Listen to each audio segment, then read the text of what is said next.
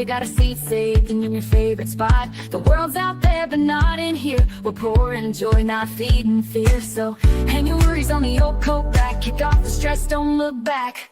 Leave your troubles at the door. We don't need them anymore.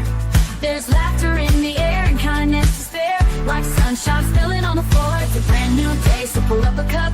Coffee club's open, come fill up. Let the stories fly and the good vibes flow. We're all just friends you haven't met yet, you know.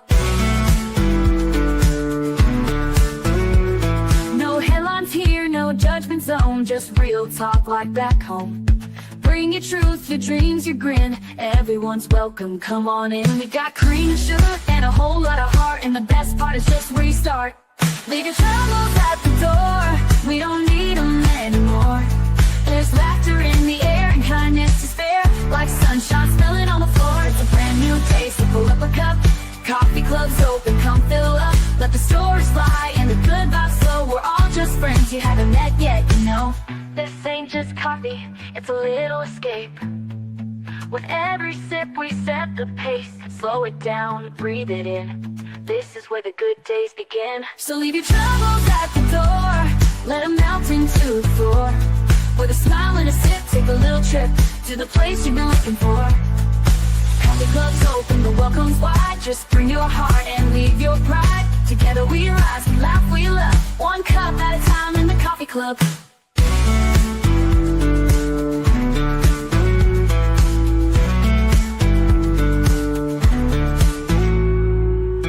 This ain't just coffee, it's a little escape. With every sip we set the pace. Slow it down, breathe it in, you know. This ain't just coffee, no welcome's wide. Just bring your heart and leave your pride. Together we rise, we laugh, we love. One cup at a time in the coffee club.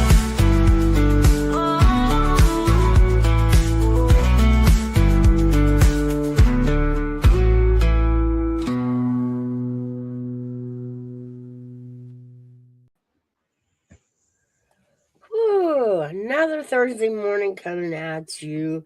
What is today, the 9th? The 8th? Think so. Anyway, good morning, everybody. Hello, Airbag. We got Airbag, an Army that was us this morning. Army that's doing a few technical things, so he'll be right with us. How have you been, Airbag? Pretty good. You're sounding a lot better. I feel quite a bit better. Let me tell you, the flu is no joke. I'm going to knock wood. I haven't got it for years, and I hope I don't. And I haven't. I usually don't. That's what was weird. And then the strange thing, it hit the whole family throughout, the Christmas vacation. Right. Started Christmas and rolled into the New Year. We were all sick by New Year's. That's because everybody's getting together. Man. And it was weird that it hit the females worse than it hit the males. Wow. The males seem to have gotten over it easier. They've still got the bronchitis thing going on. But, man, it rolled us ladies. It rolled us hard. Well, the flu isn't anything to be messing with either. Because I was talking to Mouse before we came on.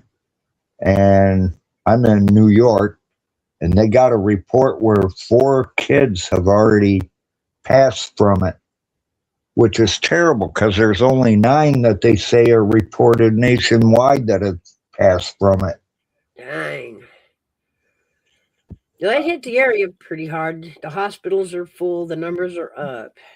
I blame it on the Campbell Soup executive. We ain't eating Campbell Soup no more. I even thought about that. Because I'm not in the public a whole lot, and I hadn't been out really. Even with doctor's appointments and whatnot, I hadn't been out much. And my first thought was it the meat or the milk? Yeah, I mean, they said that the stock crashed and Campbell Soup is like $1 now. Like, yeah, it's bad. Oh yeah, they got busted big time. So did they? I didn't hear anything about it. Oh, you haven't? Seems the Campbell's company, and they make our soups. Those meats in the soup are lab meat. Yeah, they said. Oh, really? No, it's on a phone call. It's worse than that, hairbag. He said Oh, that it's fake meat and only poor people eat that. And oh this my is God. their CEO on a phone call saying, "Ah, Yeah. like it's horrible, horrible." Well, Yeah. that's messed up. Yeah, something like it's okay because only poor people, Yeah, you it's know. horrible. Wow. That's how you feel about poor people. That's wow. You know. That's really low shit there. Yeah, that's how they said you getting caught on a hot mic. Mhm. Yeah, what's them hot mics? Caught They'll on a get you. hot mic, dog. Like, wow. They'll get you. Only poor people, huh? Yeah, and it's not real. He said it's not even real meat. That's That's crazy. a shame because I love bean with bacon, split pea with ham and bacon. Oh my God. It wasn't bacon nor ham, was it? Apparently not, and I liked it. Well, I Let me ain't give gonna be y'all buying that anymore. a conspiracy theory to help Gigi out. I'm gonna give y'all a conspiracy theory to help Gigi out. Uh-oh. Well, They said that Americans, have you ever sat down for 1 minute and figure out if Burger King, Wendy's, all these burger places is producing so many burgers? Where are all the cows at?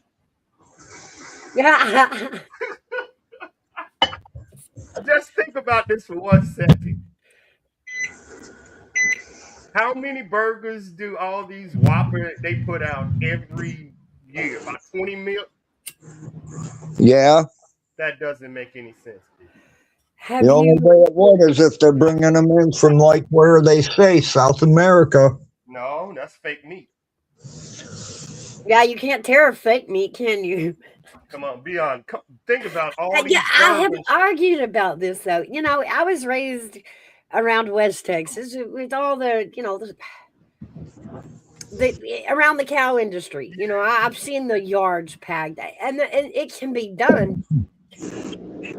My question is, why am I worried about a beef tariff if beef is something we do a lot in the United States? Like, oh, I can't. The thought that my beef set on a barge going through customs. I Ew. get it, but there is no way Burger King, Wendy's, McDonald's Oh, are using real meat to make their burgers because that. Where are all the cows that are there? That's impossible. It's impossible, y'all. we That- do eat a lot of beef. I was Think about under this. But here's the deal. Growing up, we were told that, Burger King, McDonald's, even some of the school patties, it wasn't necessarily hamburger meat, but it was soybean. Yes, soybean patties. Yeah, I remember that, Miles. And when I was a kid, they were told that it was kangaroo meat. hey, But I'm not faggot. kidding. look, It man, was a big thing. They thought it was kangaroo meat. Oh. put one on the Bobby, but no, we me and Miles. I'm with Barbie. I'm with Miles. Soy. That's what we was told in the South. What soy burger? Yeah, something soy. And when you look up soybean and the nutritional effect, all that, it really wasn't that bad. In fact, it was suggested that older men will get prostate problems, and that the soybean was good for that. And so we just kind of like, well, okay, soybean, that's okay, no biggie. But was it? I don't Was it know. really soybean, or was it I who got knows yelled at. what? Is the soybeans what people said is making men gay? Like soft? I don't know, y'all. I've This heard is that conspiracy theory. stuff. Yeah, you know what I'm saying? I don't know, Miles. I'm just saying. They said that I don't know what that food is thing they putting in food that make men soft, like weak. I don't know. I don't know, Miles. I heard it. All right. Is It's soybean make called y'all less of a salt man? eater. Now pause. I mean, like not hard. Pause. Something like that. Interesting. What was it? A soybean, huh? Yeah, and it says it. I don't think it's soybean, but it's something that they put in food, and they think they put it in. and it's making men softer Hmm. or more feminine. Huh. What is that element? I've Like never heard that before. research it. Estrogen? No, no, Estrogen? no, no, no, no. It's research something they're putting in food that is making men. I forgot the word, y'all. Help me out. What is it if a man is not manly? Gay. I know that's what I said, but that's not a good word. How bad? I'm trying to learn to be better. I'm trying to learn to be better.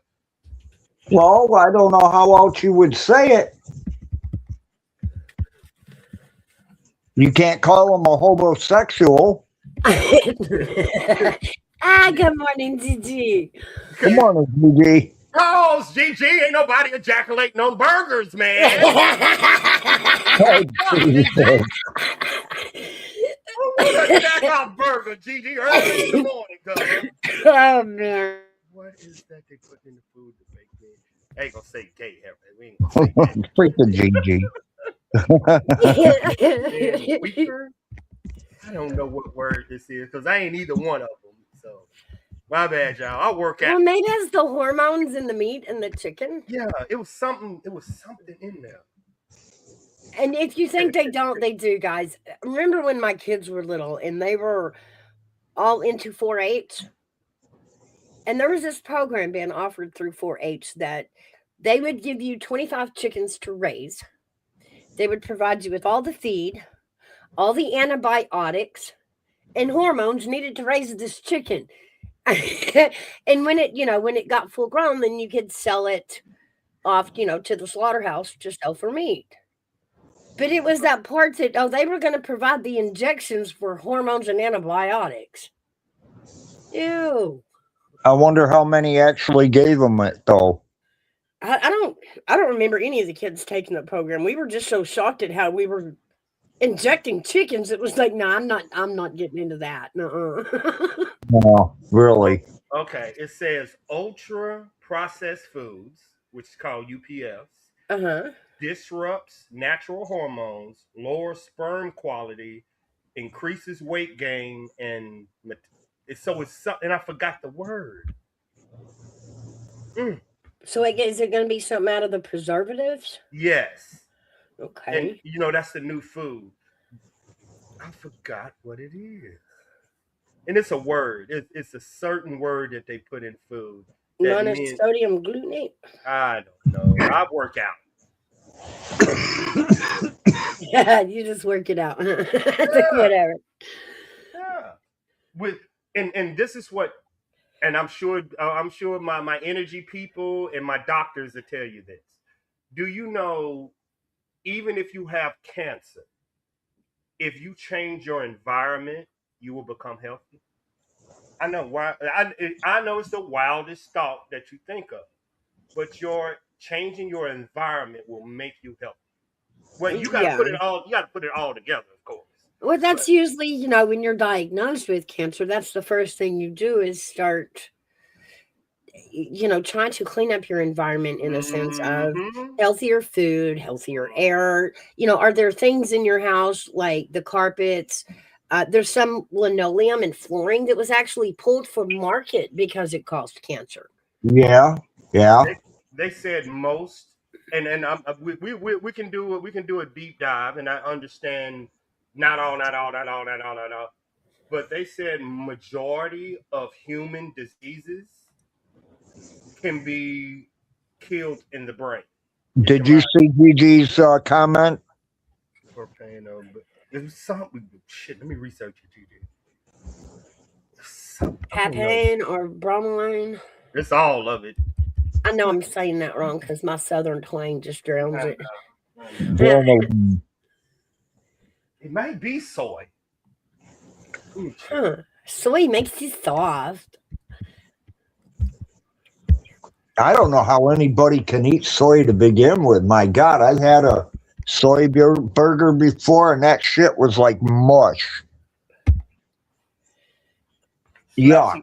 The thing with soy is high in protein, even as a plant, kind of like a peanut. And it doesn't really have a flavor, so it will take on whatever flavor it's mixed with, whether it be meat or whatever. Like shit to me. Tastes like it's cardboard. It was flat out cardboard. But I know that a lot of farmers use it in crop rotation. They will do a That's what it is. season of soybean. I found it. Okay. Okay. They're saying that soy has estrogen in it. And because processed foods started having soy, they Ooh. believe more men is suffering from this because it's inducing estrogen in more modern men. It was something like that. But then I was like, well, dude, work Well, out. that makes it less of a mental disorder and more of an actual physical Mhm. problem. Yeah, really, I would think so too. Yeah, but that's what I'm saying. But if you're not, like you said, if you're not walking, if you're not engaging, if you're not eating right, working out, thought process right, You know that shit will. that plays out. Yeah. My father, when he was dealing with prostate cancer, part of his treatments, along with the radiation therapy, they are giving him basically hormone shots every 3 months, estrogen, to try to keep it from coming back. So if soybean was good for the prostate, that would make sense. Mhm. And a lot of men are saying this is why a lot of men are showing low T. My bad, low Hmm. testosterone. But Right. that's what they call low T. It's just something I've been hearing a lot of men in 2025 last year were saying about what they're putting in food and lowering their T rates. Hmm. That's interesting. Just saying, I know y'all energy people and you my health nuts out there. See, what he's saying is that I can go eat a soy burger and it might help with, the There you go. meltdowns, the energy surges. I don't like, hey, might have something there. I work out. Yeah, and I have not been able to gag down one of them soy burgers in years. So that's probably my problem. I remember them soy burgers. You get about a whole y'all you what 20 in a box, about $10. No, Now, $6. come on, at school we used to eat them too, Yep. and with a little salt, pepper, ketchup, and mustard, it didn't taste so cardboardy. It was doable, but those were actually better than what the restaurants are putting out today. Shit, yeah. You remember them Well, old they dry have to patties? do and improve them, Anything they new and improve, it always tastes worse than it did before they did it. Yeah, I'm well, organic all day, but it's just so damn expensive.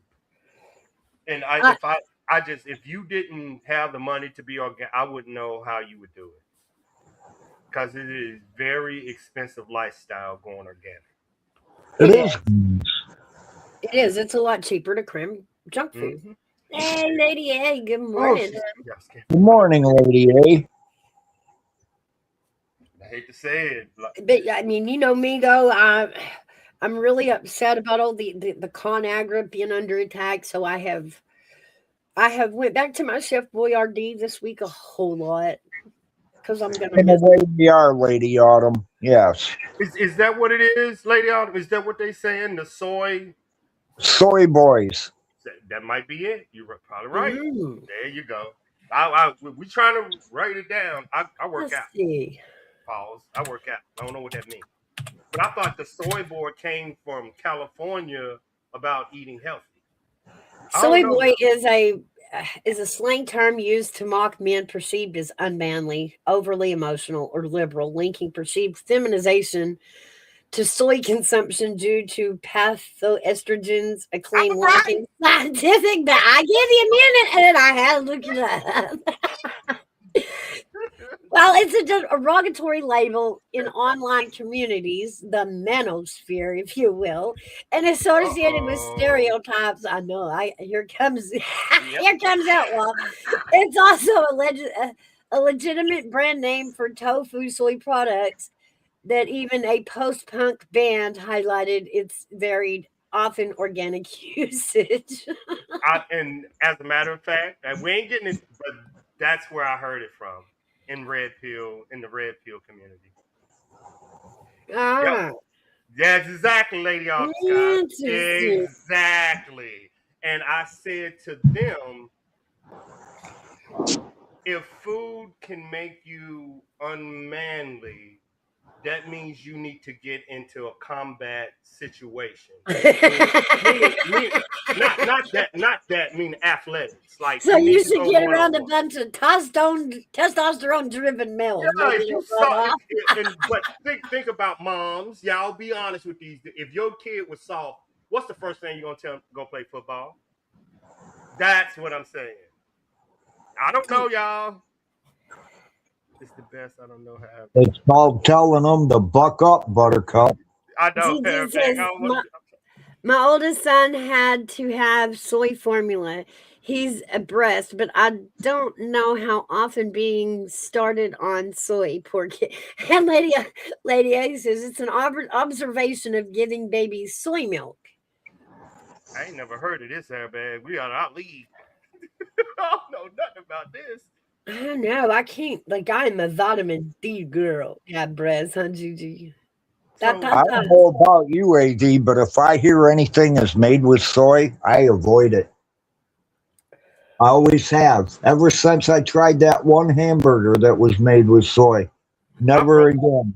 I broke up with a girl because she fucking gave me one of them hamburgers that was fake and didn't tell me. She told me afterwards. I was like, "It's time for you to go." Oh my god! Feed me no fake ass meat. What? Yeah, really. Time for you to go, baby.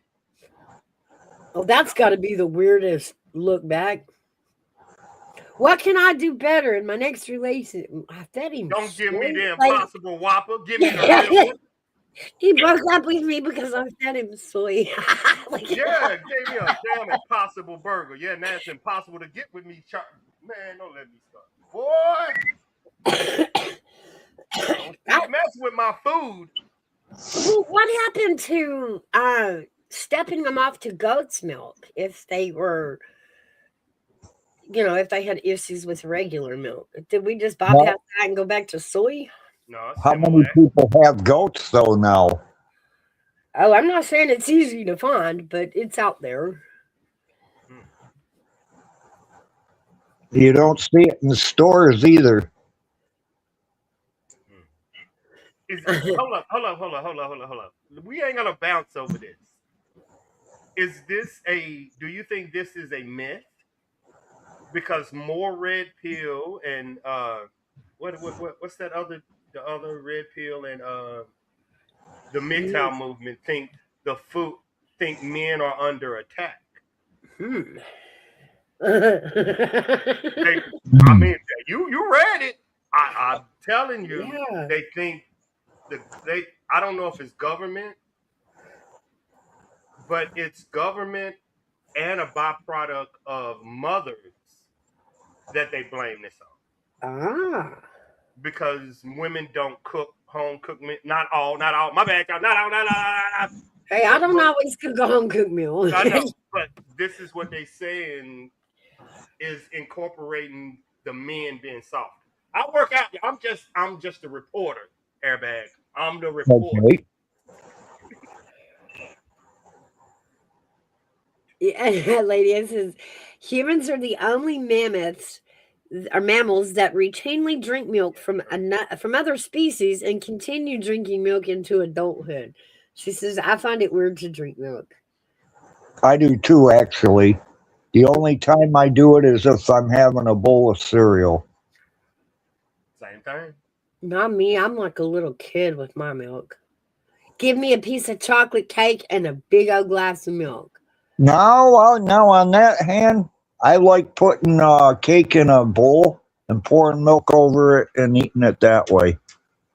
Oh, that is so boomer. That is so boomer. Hey, why do y'all do that? My grandfather taught me that, and he always swore. My mother's favorite snack. Cake and milk. There ain't no such thing as a bad piece of cake. My mother's favorite snack was crumbling cornbread into a glass of milk. Oh, that's delicious, Mouse. Is that I don't know. Oh, I love that. Milk and cornbread. I love You know it. what I used to like eating? Saltine crackers with milk on them. You crush them up in a bowl. Oh, that's good shit. Oh, well, did we grow up homeless? What kind of food are we eating? Hey, never hurt me. So Now you I'm thinking it was good stuff. I don't know. You got to remember, we were raised by a large group of children from the boomer, from the Depression era. And so beans and cornbread was, Now, wait a minute. I wasn't from the damn Depression area. your parent, no, Well, maybe you were raised, my mom and my grandmother, but no, you were, well, 'cause you are the bottom of the boomers. That was still the era of, the Great Depression, and everybody had like 10 freaking kids because, there's no TV, there's no internet, there's not a lot of entertainment.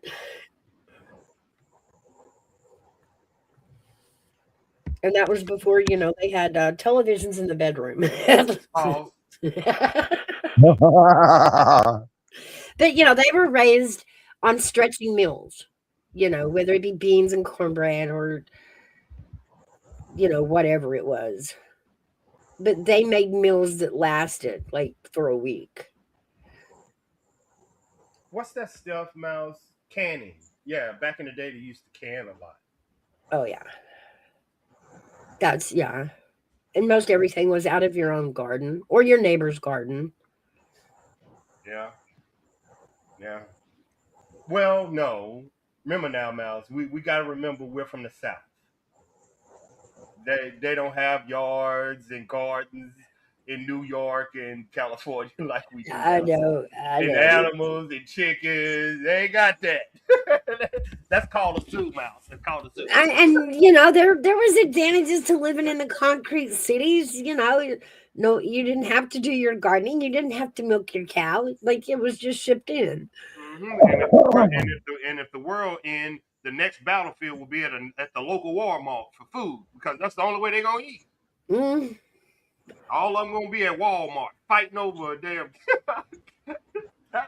That's the downside if the world was to end with highly populated cities like Florida, New York, California. That when the power go down, y'all don't have anywhere to reproduce your food. yeah. Good luck with that one. But nor do they have any control over where their food comes from. Mm-hmm. You buying it in the market and only the market, you don't know if it was grown in America, if it was grown in Somalia, if it was grown in Mexico. And some of these places, y'all got to remember, they don't like America. And they know that food is headed here. So do you think the quality control matters at that point to them? Nope. it don't. It don't. I got a question for y'all. I know hairbags society where he was raised gonna survive. If the world was to shut off and the power was to shut off and we would have to live on the earth again off the grid, what age group would make it in 2026? It sure as hell wouldn't be the 20 to 40. I know, but that's what I'm saying. Your hair, you gotta leave you out. Like us, you gotta leave. Well, I mean, the baby boomers did teach Gen X. Not much. What about the ones in New York and California? Well, I don't know. Do they have the same knowledge as the ones in Oregon, Tennessee, Kentucky, Louisiana, I don't Alabama? know. Mm-mm. I mean, if they've lived in their cities, in the inner cities their whole life, they can Google it, but get a true sense of it, I don't know. Probably not. Yeah, right. What, 80% of our population? Hell, half these people couldn't live without their cell phones if that happened. That's what I'm saying. About 80% of the population wouldn't know how to kill, cook, or survive.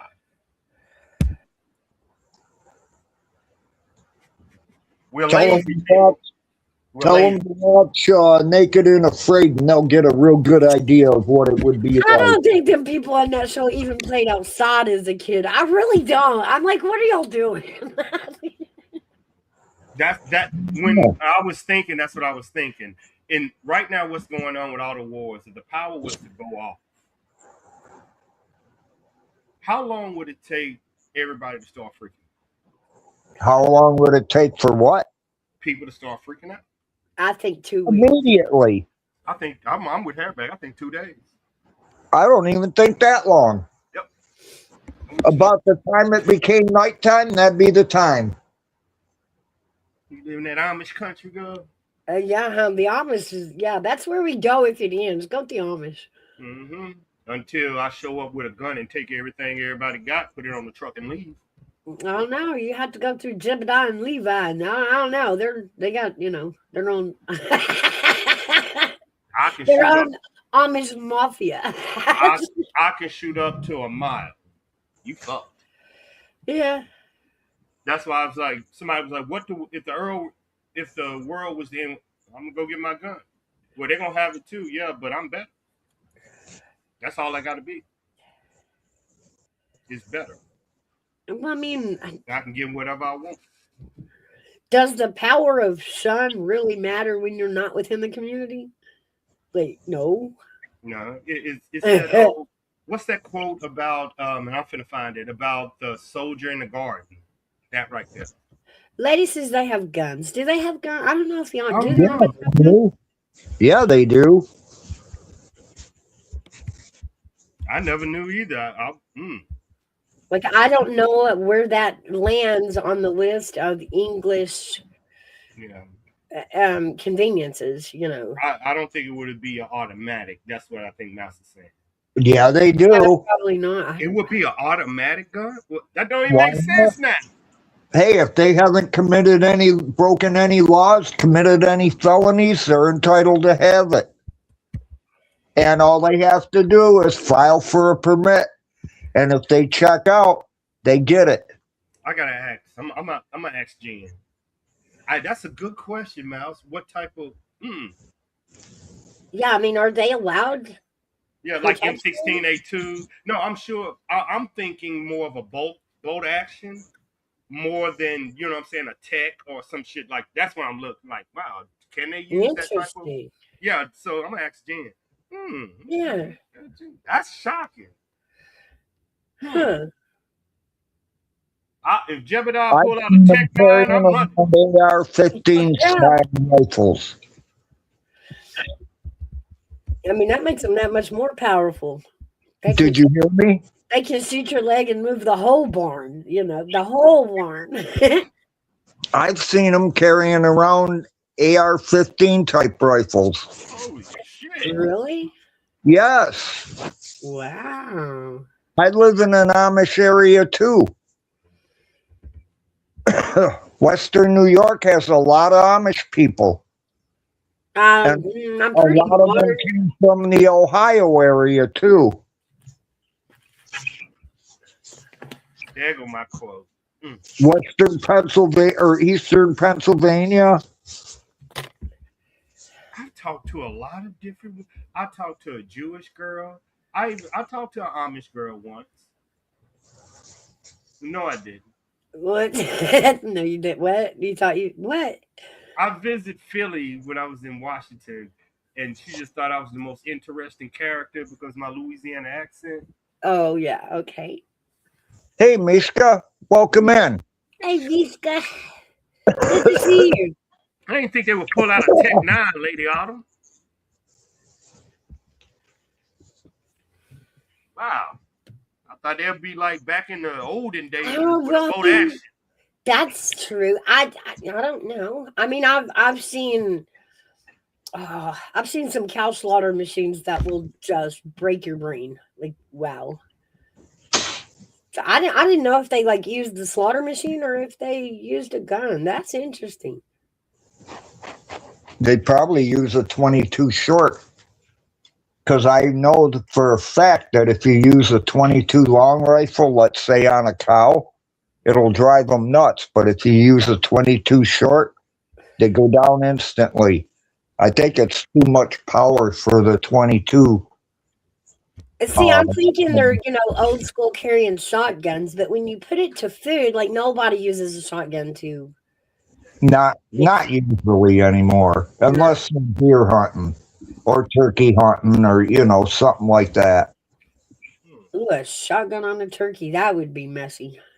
Well, it isn't because actually you use the improved cylinder, and that gives you your widest pattern, and you don't just get right up on them like 5 feet away and decide you're going to shoot it. Because those pellets will come out and they'll spread as they go out.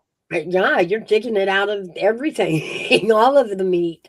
Well, if you're shooting at the body, but 9 times out of 10, you should be shooting at the head. That way it doesn't happen like that. But that's turkey hunting. Now with a deer, yeah, you want to go for the body.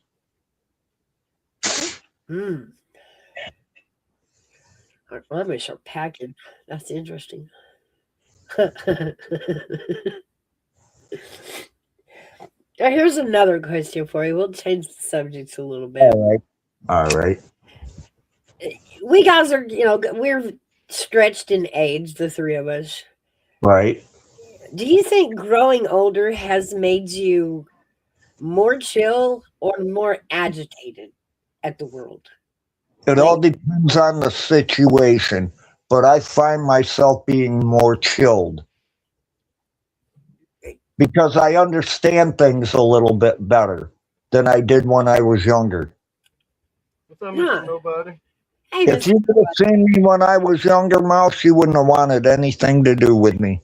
And I had this conversation with my husband, do we get more agitated and, irritated with the little things as we get older, or are we becoming more chill? And his was actually the opposite. He says, I feel like I'm more agitated the older I get. He's like, when I was a kid, I fucking didn't give a shit, didn't give a fuck. Shit was happening, whatever, I went with it, He said, but the older I get, the grumpier and the crappier and the meaner. And he does. Like now, if we go to a restaurant and his food doesn't come out like he ordered it, he is more apt to send it back now than what he was when he was younger. I, on the other hand, feel like I have become more chill and learned to pick my battles wiser and learn that, I don't have to choose every battle and every reaction. Right. I'm still learning that. Lady A says, I was more chill after 2 sets of twins. I was a hothead young Latina. See, that's what I feel like. I feel like when I was younger, I was correcting everybody and everything around me, Oh man.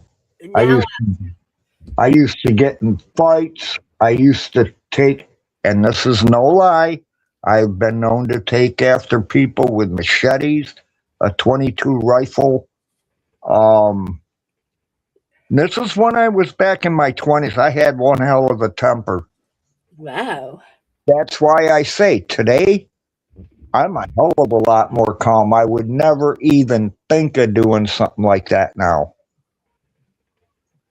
Maybe because I'd get arrested too. I don't know. I just don't feel like it's worth me going to jail for the rest of my life anymore. I think there were a couple times where I thought I would.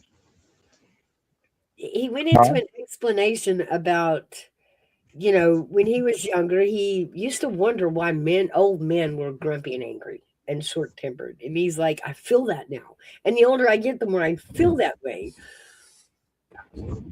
Which to me is odd. I always thought as we grew older and became wiser and more experienced, that we chilled out some. Like we don't raise our grandkids like we raise our kids.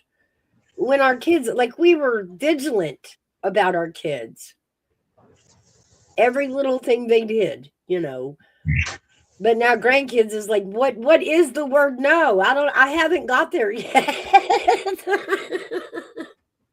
Hmm.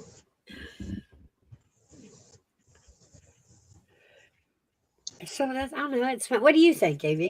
Have you gotten more agitated as you get older, or chill? That's a good question.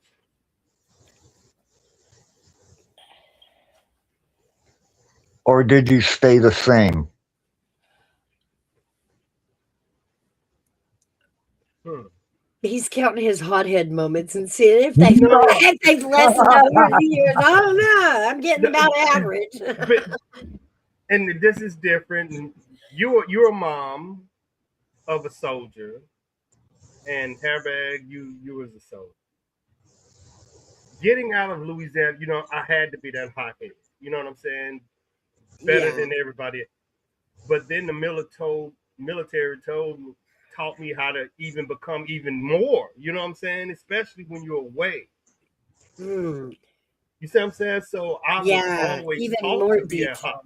Yeah, but Wow. don't let nobody fuck with you or your country. So they even taught me to even be more of a hothead. Wow. Well, that's another reason I said it all depends on the situation, too. And then you add my little girls, I'm even more of a hothead. And see, yeah, see, that's the way my husband explained it. Like there was more in life to be worried about now than there was as a teenage boy. And I'm different. Like as a teenager, I was correcting everything you say. If you said it wrong, I corrected it. I was vigilant about it. Everything had to be right, correct. And now I'm just like I say it, however. Like that, oh well. you know. Lady Autumn, did you get. Hey, Wanda. Hey, Wendy. I got in my first fight, she says, when I was in the fourth grade, and I stopped fighting when I got jumped at a funeral after I had my first set. I was like, okay, I gotta calm down. Like, yeah. Did you get jumped by a bunch of people? That's bullshit. You man, I know everybody know my story because I was I was left for dead on the side of the road at 10 years old. Good for you, Lady Autumn. Let's be But clear. let's be clear, I won. Someone else went to jail and I came out in one piece. Yeah. Good. Hmm. Okay, maybe it's this, and tell me am I right or wrong, and like not over exaggerated because I really feel I'm not afraid of death, and I've always asked this question, and people look at me crazy. Why are people afraid to die? Because it's the unknown. And man, we are You see what I'm saying? I nuts when don't it get it, comes to the unknown. but why are you afraid? I don't understand why people are. You said I don't I do understand, and I believe it's maybe I'm gone. it's the underlying part of the unknown. And as human nature, we fear the unknown. So we try to educate ourselves through life to ease our fears. But death is one that you just like you don't know. Is there life after death? Is that the end? Do I just Why is it fear? um Why fear? maybe it's the judgment at the end that we all know we're gonna face? I don't know. Some people are scared it's just gonna hurt real bad, and I get that. I don't want to die painfully, I don't get it. but I think it's mostly the unknown. What happens when we die? We don't have a clear answer. Do we go to heaven? Does our soul live on, or do we just cease to exist and the lights go out and that's it? I've died and came back, like in certain situations in comedy. What are people afraid of?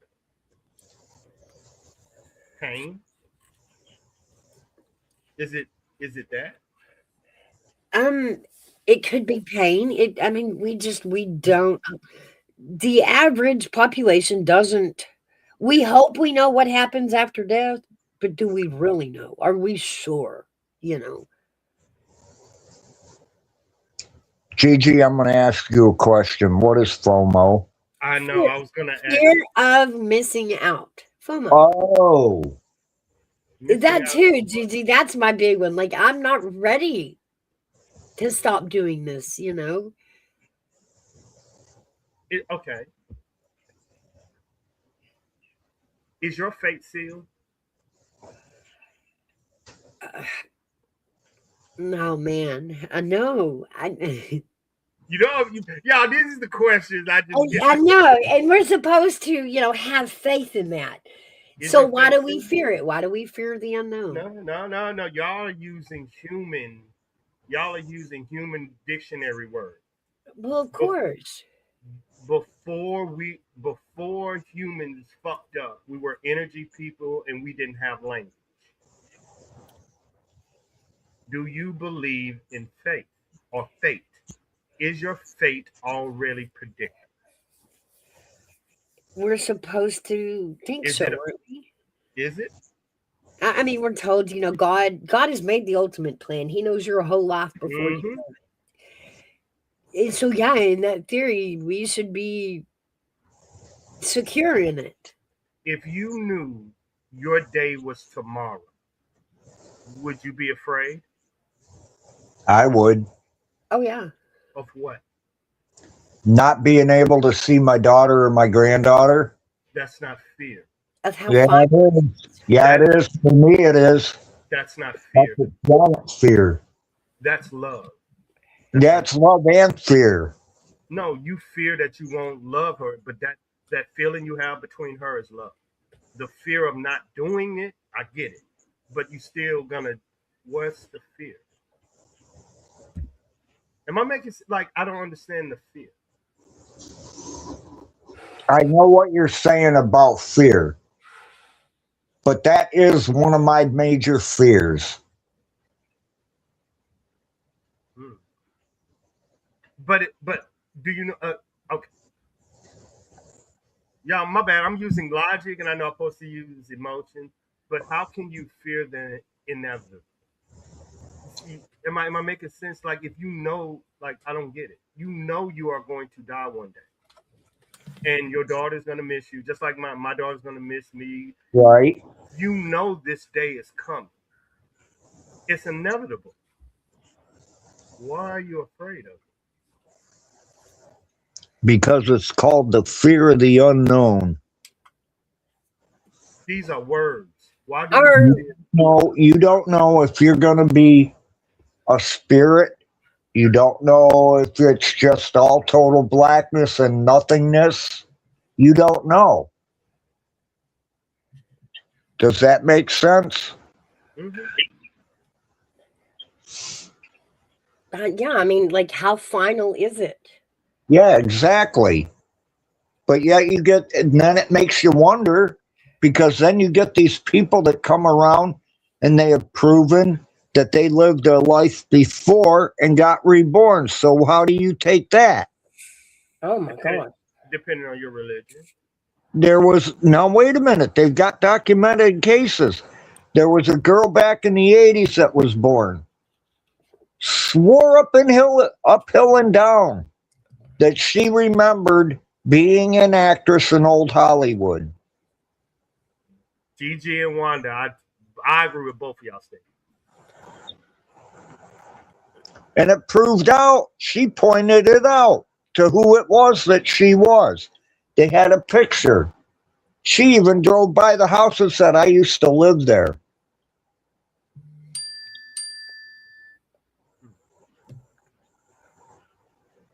That was a oddly timed ding. Like, underlined it, hairbag. Like, You are definitely gonna have to give me a Timu account. You gotta have to do it. I'm finna sign up for the Timu crack account, y'all, because I see everybody doing it, and I'm finna get on this crack. I'm finna get on this crack site because they say once they start buying shit, it's over with. oh, about twice a day, it'll Reincarnation. go ding, ding. Here's a coupon for you. Come shop again. And it just sucks you in. No, I'm with Gigi on her comment. We think as people that Well, I think as people that think we have been ungodly may need to rethink whether we're ready to go meet our maker. I'm not sure I've done everything I'm supposed to get into the pearly gates. That's the same here. Yeah. So Did, do we did do we change? fear the final judgment? Nope, Is that what we fear? I don't. Well, I mean, according to what Gigi is saying, does that mean we're scared of? I mean, it. No, it just makes you wonder Well, if think you're good about enough and not if there really is a hell to not go to hell. it. Because if you're a Say, religion, because you're not say, basing religion in it. say you have to go to court, whether you've done something wrong or even you have to testify for whatever. Hmm. Isn't there a little bit of anxiety walking in? I mean, it's going to be a final decision, and what if I say the wrong thing, or what if I say it wrong and fuck this whole thing up, or you know what I mean? The fear of the finality that a judge is about to make on someone is Because kind of scary. Is I, that I, I, I don't want to put anybody's belief system, but okay? it's what you believe. If you're a Christian, you know what you have fucking done. As a Muslim, you know what you have. You know what I'm saying? You know, and your job is to repent and change. You're saying because you will be judged and God. So that's what I'm saying. That's faith. Now you have people that don't believe in God and have then that's a different conversation. But if you're Christian, you should be. I'm not even. I don't even know this, y'all. But I think isn't in the Bible you should be ready to go to heaven and meet like it. It's supposed to be excitement and Sure, not it dread. knows. Yeah. Yeah, that's what I'm saying. That's how I was raised in the South. Don't fear that. God will be waiting for you. See what I'm saying? So I've been instilled with that. I'm not saying I am that, but they said that's how they taught me not to fear death as a child. All right, here's something to think about, AV. Yeah, I'm sure you know about the Ten Commandments. yeah. What about? Is there any one of those Ten Commandments that you broke while you were alive? Yes. Well, then you're going to hell. That's Nuh-uh. it. No. Nuh-uh. That ain't the But way see, the Christian religion works. There's redemption. let me Well, There's let me tell you what the I went over to the Middle East and I was shooting up shit. And they have temples up, so I went in there to talk to a cleric as a Christian dude. He said because I was doing a lot of damage over in the Middle East, he was like, "Do you know what's gonna happen when you die?" I was like, "No." And he was like, "Do you care?" Like, no. He was like, and it changed my thinking for a second. He said, "When you die, every person's soul you have ever met in your life will be standing right behind you, and God will ask one question of them: Did this man hurt you?" That's how I live my life. That's ooh. why I know I'm going to heaven. And y'all know me. Y'all have known me for 4 years. Have I crossed that line? So if God grabbed any one of y'all, can y'all answer that same fucking question in 4 years? I can. I'm Right. going to hell then. You better start repenting. There I'm, you. That's it. with That's it. all the people that I know, we're gonna have to rent a freaking bus, a Mhm. party bus for the trip to hell. So what is that telling you as a person? You need to change, right? That Change I it. screwed up when I was growing up, Mm-hmm. and there's no way to change it. No way to. No, Well, no, no. You don't know what I'm talking about, so don't tell me that there is. There you is talk, no way to change it. you are talking about you. We are talking about Yeah, faith, I am talking about me. but we Why are would I talking talk about anybody else? because that ain't the way the Bible works.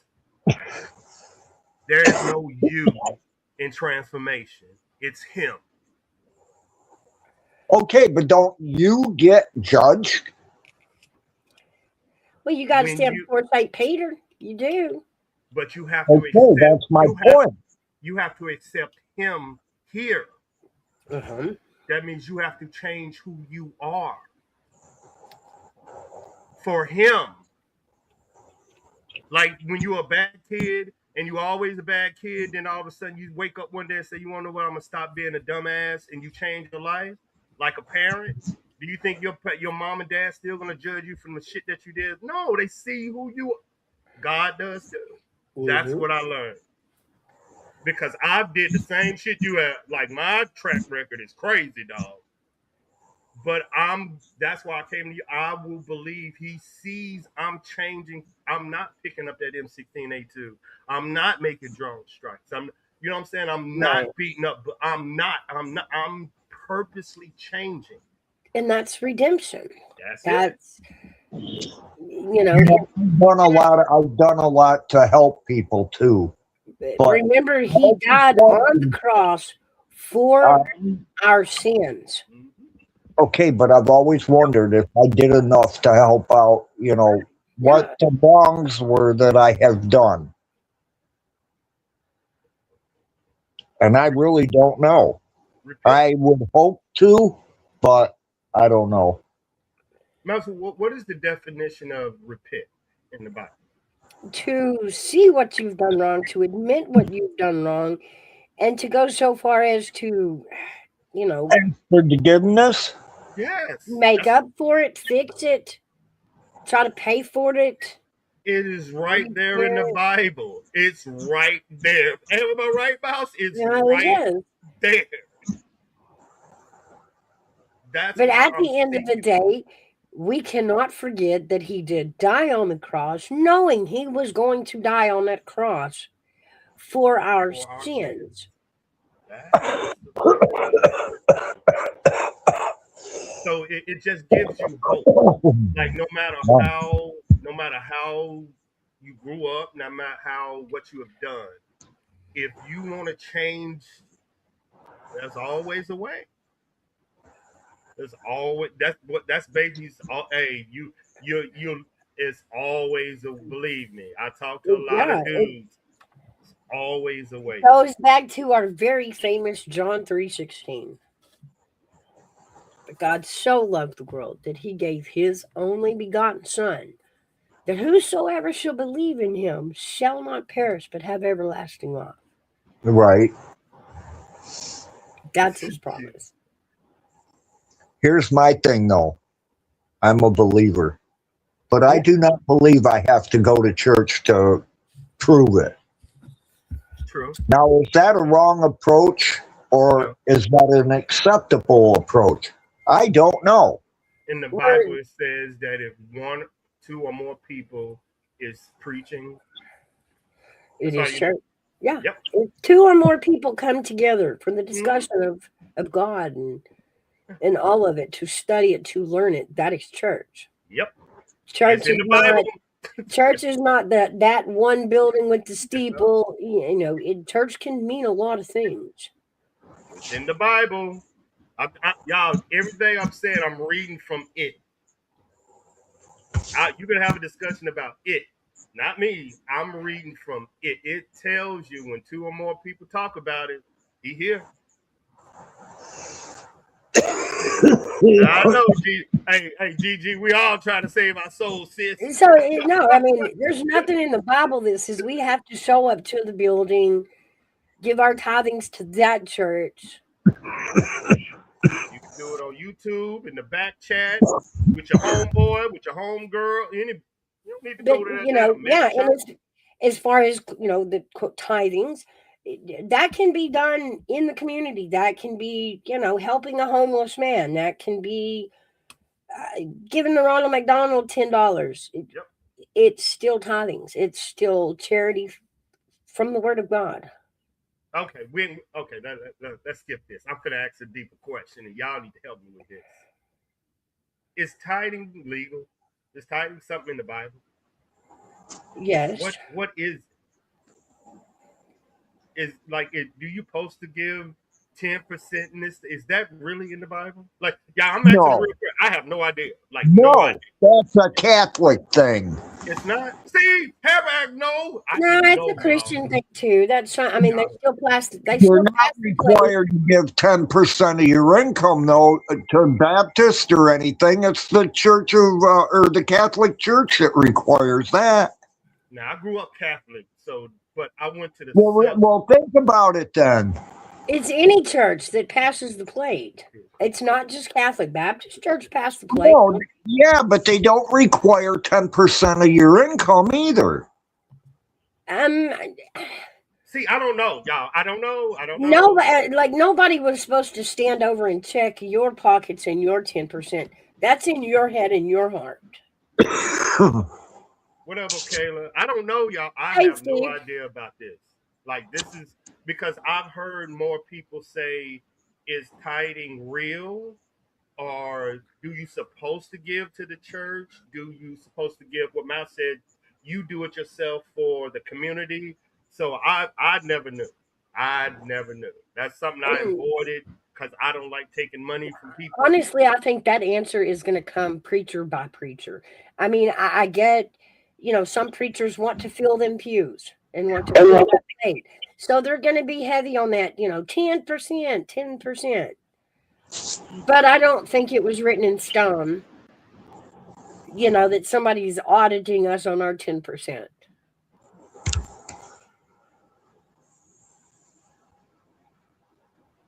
Good morning, Ocala.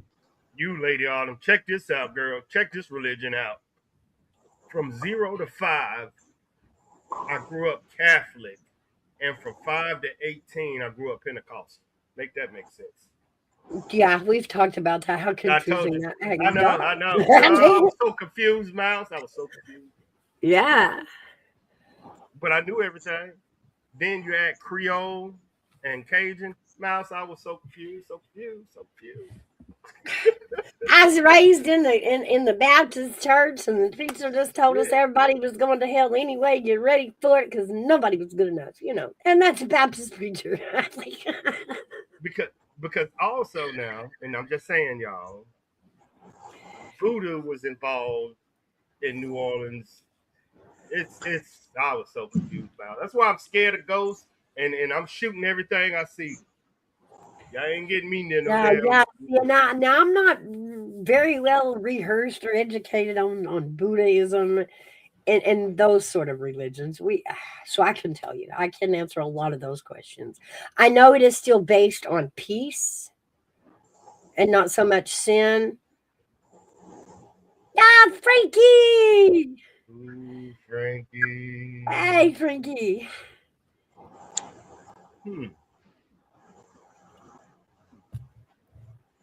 So I mean, I do believe that the Buddhism and that stuff was more based on peace and acting peaceful and remaining peaceful than it was sin. But I mean, I think all religions are based like that, and you have your right wing of every religion, no matter what it is. yeah, I guess that's true too. I guess you kind of do. Hey, Big Dog Ma. Hey, Frankie. Hey, when you Hey, Big research, Dog Mom. we gotta have to do that. When you research the Creole religion and how it clashed, yeah. Okay, Big Dog Ma's got a good one. She says, read Just Corinthians 16:2. Yep. So let me see. God loves a cheerful giver.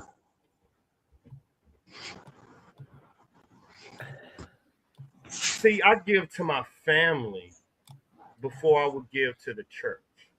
You see what I'm saying? Because it will directly affect them. But okay, it basically says in 1 Corinthians 16:2 is a Bible verse where the Apostle Paul instructs the Corinthian church to set aside money regularly on the first day of the week of Sunday, and save it as they prosper, so that no collections need to be taken when he arrives, facilitating a planning gift for the Jerusalem saints. It emphasizes systematic, proportional giving based on one's income rather than spontaneous last minute funding. so it's right. But did they give a percentage? No. So basically, it's saying if you are wealthy, hold on you just a should second. give more than, yeah. They said it should be percentage based. If I'm getting the conversation right, reading in between the lines. Hmm, hmm. That's a good one. Couple more. Remember Old Testament verse for giving 10% tithe of Leviticus, which state that 10. So that is right. Oh shit. God knows your heart. That's what I'm talking about. Okay.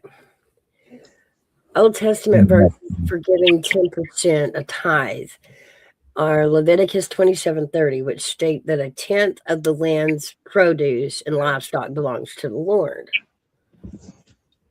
That is so true, Big Dog Mom.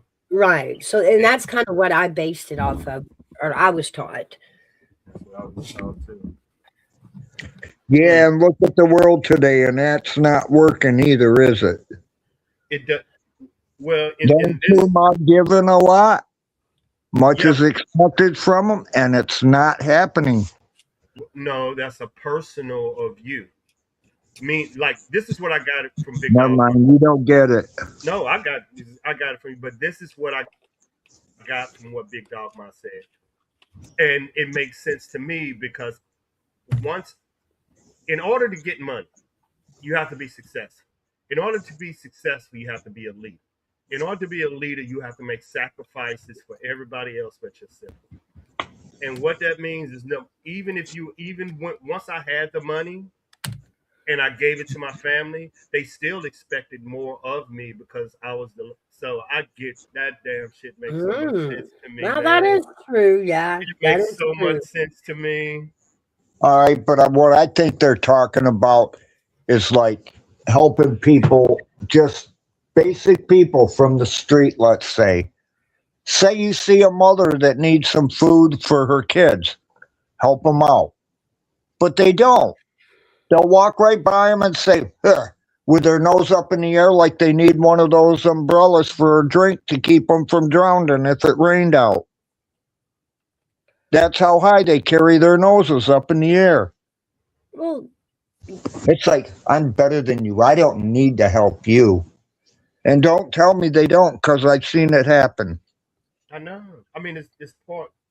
You're 1,000% right. But as my grandmama would say, Jesus came into town on a donkey. Part of he it. did. They always gonna look down on the poor and the fortunate. You know what I'm saying? She was like, don't let them take don't let them take that. Keep your head up.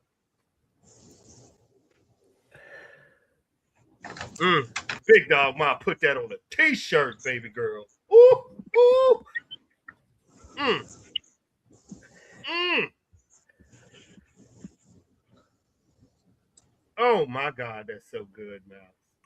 And that's true. It is hard. It is hard to tell that, if you walk up and give a homeless person money, you don't know if they're going to buy more liquor with it, drugs, if they're actually going to go put food in their belly and get a room for the night. You don't know.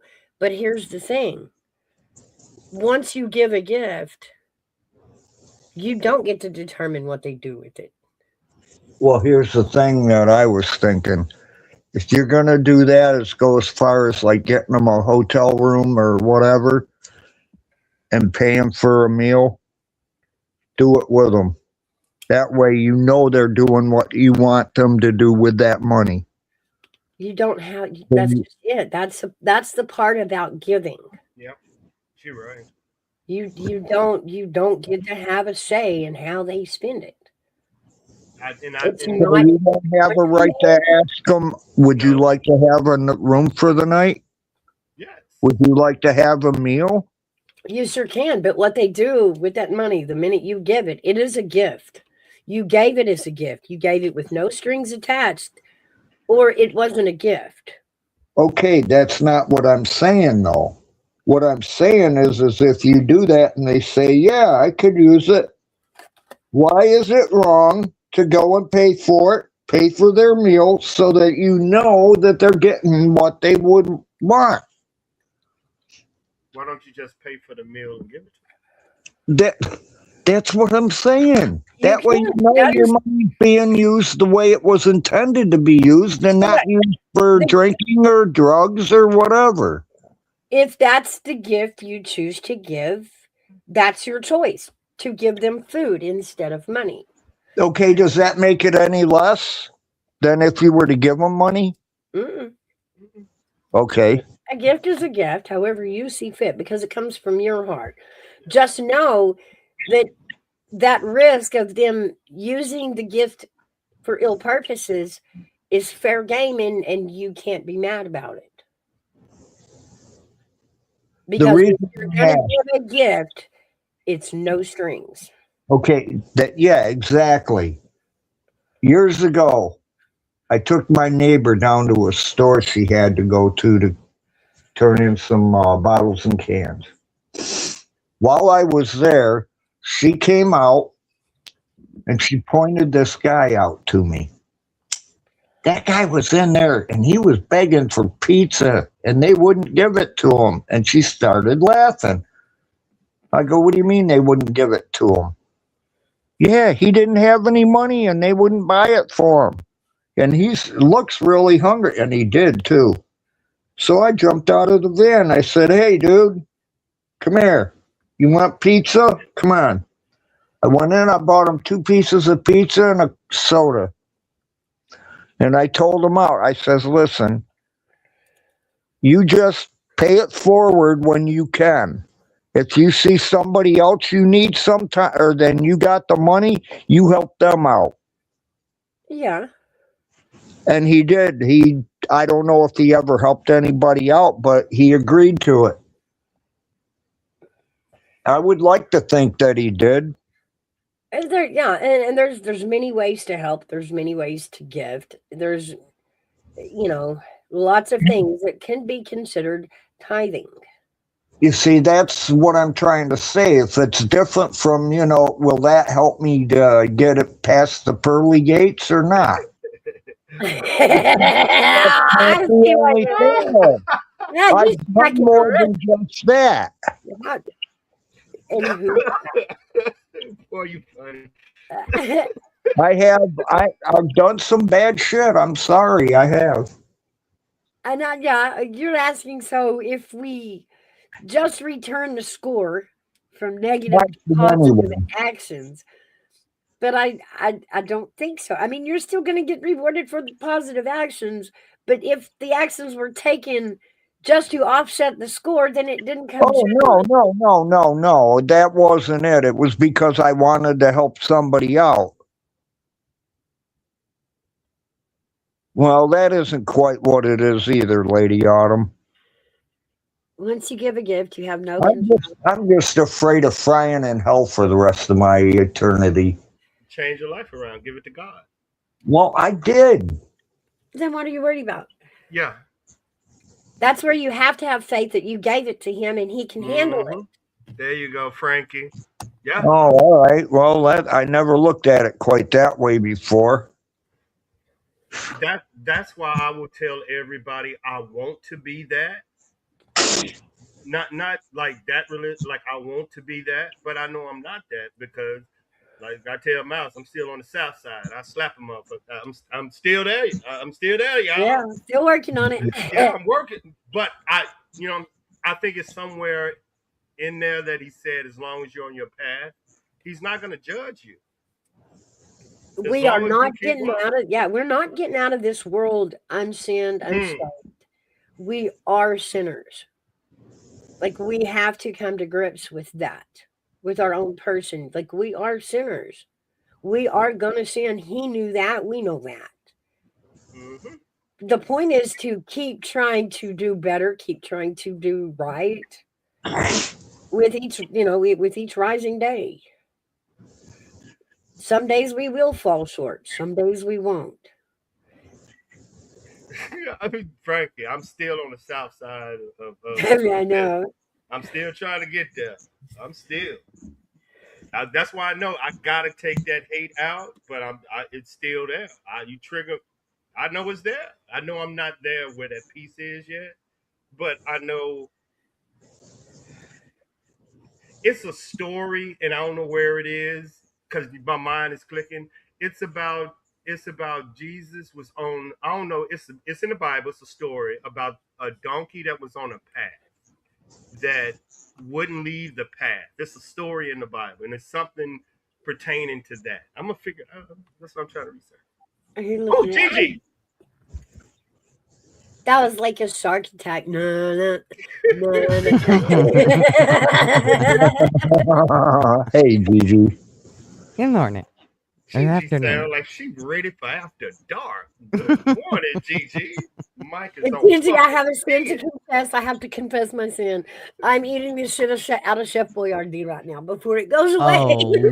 Oh, Lord. Like I know it's going away and I'm eating it like it is. The thing about it is stuff isn't going to taste like what it used to taste like. I think we're I in for know a that's big... my point. I'm like, I fell in love with the chemicals and the preservatives, and I love the taste of it. So I'm gonna eat the shit out of it right now before they change it back to nutritional and healthy and yuck. Okay. Since Gigi here, Gigi, am I right? Is that a thing that the soy is making dudes? Is that a thing that people are bringing up? That soy shit? I've heard Is that a that thing? too. I believe it probably is. My test subject says no. He's still an ornery snot. Like, in fact, he just told us he's getting ornerier with age. So I don't know. And he loves his soy burgers. Loves them. Yeah, but he work also. Usually these dudes on soy just sit on their computer. Then it just Well, it bubbles is up. kind of hard to, have your hands in a motor and get all feminine. So Yeah, I you know what I'm would see saying? that. Like, Work out. Fuck that. Well, the problem is that I do think that it has caused issues with how many babies are made these days. mm. So there's that. Like Well, my son, part of it could be because he has an older wife. She's almost 40. And so it could be, I'm 39. That's right. Yeah. And I hate But when they bring them home as old as us. It's just ridiculous. that's right. Well, he needed a mama. We always knew Yeah, that. He was going to have to go from one mama to another because he was never going to be able to handle the world without it. So, That's it. but I definitely wonder. I mean, they've only had one kid and they've tried for others, and it just hasn't turned out that way. And I do often wonder if it's not just because of her age, but because Yeah, of all the soy he had. I mean, that's how his You life had started out, was with earlier soy in chat formula. that one of them, you had mentioned earlier in chat that you had one of them on soy milk as a baby. Is that the one? Yeah. Huh. Yeah, he couldn't have regular formula. He'd just shoot it straight back Yeah. up. So they put him on soy and it worked. It was nasty stuff and it stained everything. Ugh. Oh wow. But- Yeah. I don't know how kids can drink that stuff. You're right. It smells. It's bad. Mm-hmm. Well, I want you to think back. There was a time that McDonald's was putting soy in the burgers. What is that? What is that? No, what? Okay. But and I always, you could smell it. It had, like, McDonald's had a different smell. Hairbag, you're Is it Hairbag? Check his echo cancellation. I can't. What? You got an echo. I haven't done nothing. There. I'll there's just better. come Nope. back Nope. in. Yeah, they're gonna come back up and clear it. There you go. Anyway, sorry. Yeah, no worries. But yeah, you said he was on soy milk. So has he ever had his hormones checked?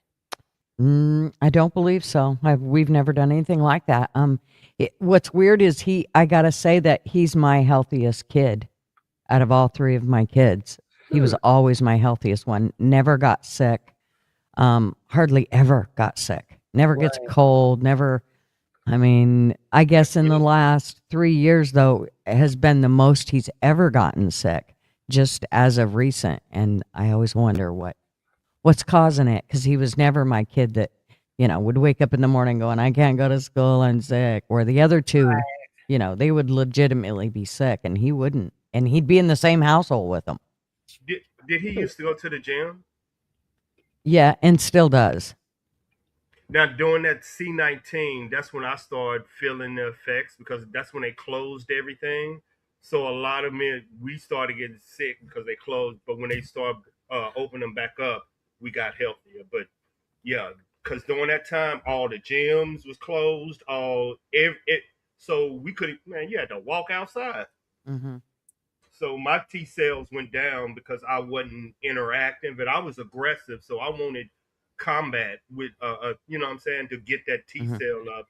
And without gyms and shit, what where you Well, get it from? It's a man. we live in Oregon, so most of us are pretty outdoorsy people. So we spend a lot of time outdoors, and during that time, and still to this day, I mean, he is an outdoors person. So he's thank God. But one of the things that I think made his immunities go down was energy drinks, Oh which shit. he has now stopped drinking altogether. And I think that was playing on how often because this kid never got sick in like 18 years. I can count one time he was sick and stayed home from school. However, I have si- to when agree with that. The Me energy too. drinks were nasty on my kids. I yeah, mean, they are the nastiest things, and he has stopped doing them, and I'm hoping that's going to be a big difference for him. Oh, this she sound like a mouse. Remember you was like, what got your kidneys hurt? In them energy drinks. yeah, Hmm. Because that's I couldn't work out like I no energy, and I'm like, come on, man. So I was the and woo right. mine are really Mm, susceptible to mm, artificial stuff. My kidneys do not, and they don't know what to do mm. with artificial crap. So, like putting the artificial sugars in my tea or coffee, oh my gosh, will inflame my kidneys. Hmm. Give me, oh, it's bad. That's why I went back to real sugar. I was like Yeah. plain old sugar cane sugar. Well, I now buy the raw sugar. I don't even bother with that sugar cane shit. I just buy raw sugar, and I know it's not the same color and all that, but I don't care. It just seems to be, Does it taste the oh, same? yes. Yep. Can't tell the difference. But I And built my little chubby. I got a little chubby finally, and that's because I did so much sugar. And just I'm remember what cancer grows on.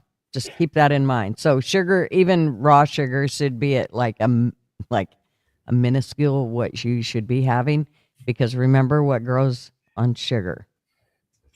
What well. I mean, I that's ain't its trying to have food. no more kids, so there's that. Well, yeah, but it's cancer don't care, and cancer loves sugar. It loves sugar and oxygen. Those are its like main components to get big and grow strong. Wow. Okay. Hmm. Slow down on the oxygen. Okay. No, I'm just Yeah, yeah. kidding. You're right. You're right, big dog, man. Well, the reason I say that, the reason I say oxygen is because 9 times out of 10, your body, when you have cancer, if you end up with a tumor, the whole reason that you have a tumor is because your body goes, that's bad. Let's close that off. Then the doctors come in and go, oh, we got one better. Let's open that up and cut that out. Well, now you've just destroyed the body's defense. That's what it was using to defend off the cancer. And now you've opened it up. There are so many people that have said, yep, I had a tumor and I did nothing with it and it went away. That's because your body learns to deal with that shit. Oh, that's that. We've You been, know, we've you been, our know, doctors have been messing with shit they shouldn't be messing with. That's in what the deal is. in the 80s, they believed that cancer was formed. The cells came from when your cells regenerate, right? And so maybe they got a mixed up blueprint and grew back wrong, different. And that's what they used to think cancer was. Now, cancer, it is normal cells that you have, but they don't die like normal cells do.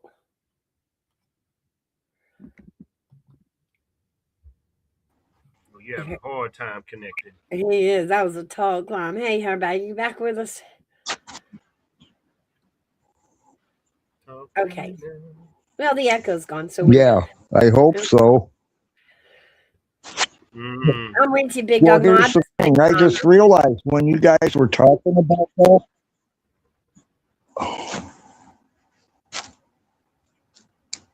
Uh-huh. Where'd you go, hairbag? You muted yourself. I was on mute. I was on No. mute when you guys started talking about me. So I don't know how I was echoing. I put you on Oh, mute well. when it started echoing to make sure.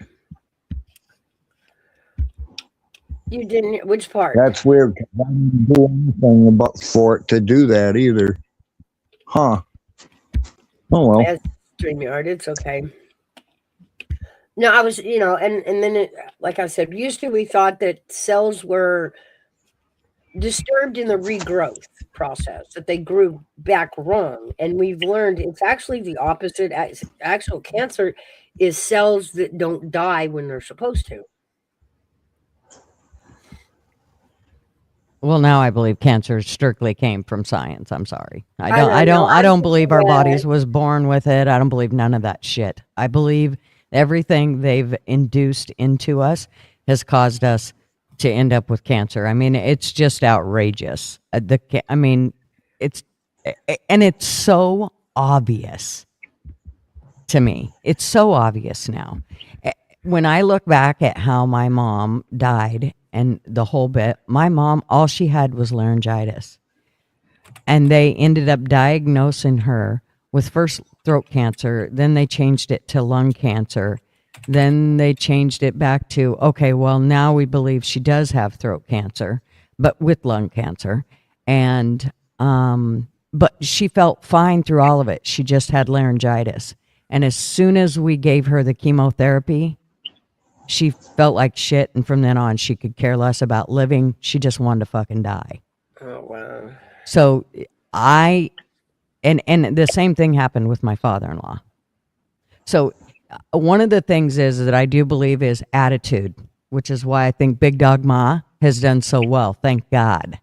Is because attitude is everything. It's how you look at it. And my mom looked at it like the minute they said cancer, they might as well just shot her in the head, because that's exactly what she felt like was, I have cancer, I'm dying. That's it. I'm dead. Where Big Dog Ma, the minute they said it, she went, fuck yeah, we're fighting this shit the whole way. And I'm never giving up. And that is a huge, your attitude has a lot to do with it. Yep. But still, you have to be careful about, now, me and Big Dog Ma, we've talked about what they did in the process. I mean, yes, chemotherapy, radiation, all of those things. You know, she went through what it was that they felt like she needed to kill the cancer. But I'm sure Big Dog Ma would tell you that all those things played hell on her health. And, you know, it's made it harder for her to fight it ever again. It will make it a little bit harder because all of those, you know, chemicals tore the shit out of her body. Yeah. Yeah, we're still dealing with the effects here too. Yes. The skin rashing. Oh, his hands got so bad. Yeah. My buddy had throat cancer, and they made one of these masks for his face, but they left the throat area open for when he was going through radiation. When he got done, he said the only thing he could taste was everything tasted metallic. Yep. That's what my mom said too. Yeah. And that's why she said, no, I don't want to eat. Everything tastes like shit. Yeah. Fortunately, you know, my dad was one of those boomers that was taught, you know, to eat what was on his plate. So, Yep, me too. you know, the taste is different. The texture is different. That he, like I said, he's one of those that was taught to eat it anyway. So he'll gag it down. But, you know, the flavor's different. The texture's different now. You know what else gets me? You get these people that'll invite somebody over to their house for dinner, and then they'll sit there and say, oh, I don't like that. That drives me nuts. No, I am A1 number one for that shit, hairbag. Like, I will be honest with you. Sit there and say something like that when you've been invited. If you don't like it, eat it anyway and shut the hell up. See, that's the difference between boomers and Gen X. We took that battle on way different than the boomers did. And I was one of them kids that it didn't matter what punishment you threw at me. The more you threw at me, the less I was gonna eat it. And I'm glad I am that way now because that dictates my diet and how much I eat, and I don't overeat. And so, all of my calories count. But yeah, the hairbag, I was one that, like, I am the pickiest eater. I'm the hardest person to please. I don't like nothing. Oh, I like a lot of stuff, but what I like mainly is home cooked meals. That's why I like to cook.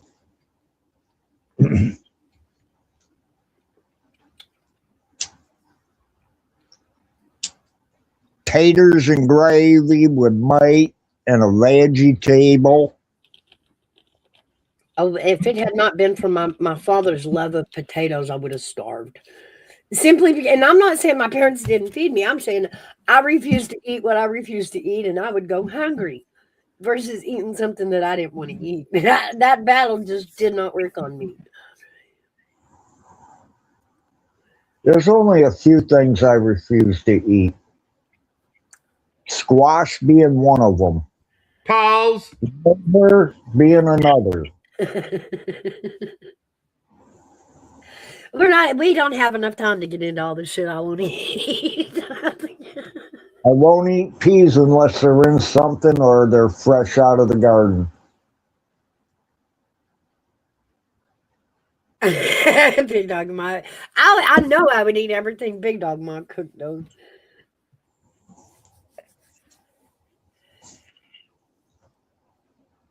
Have a good day, Wanda.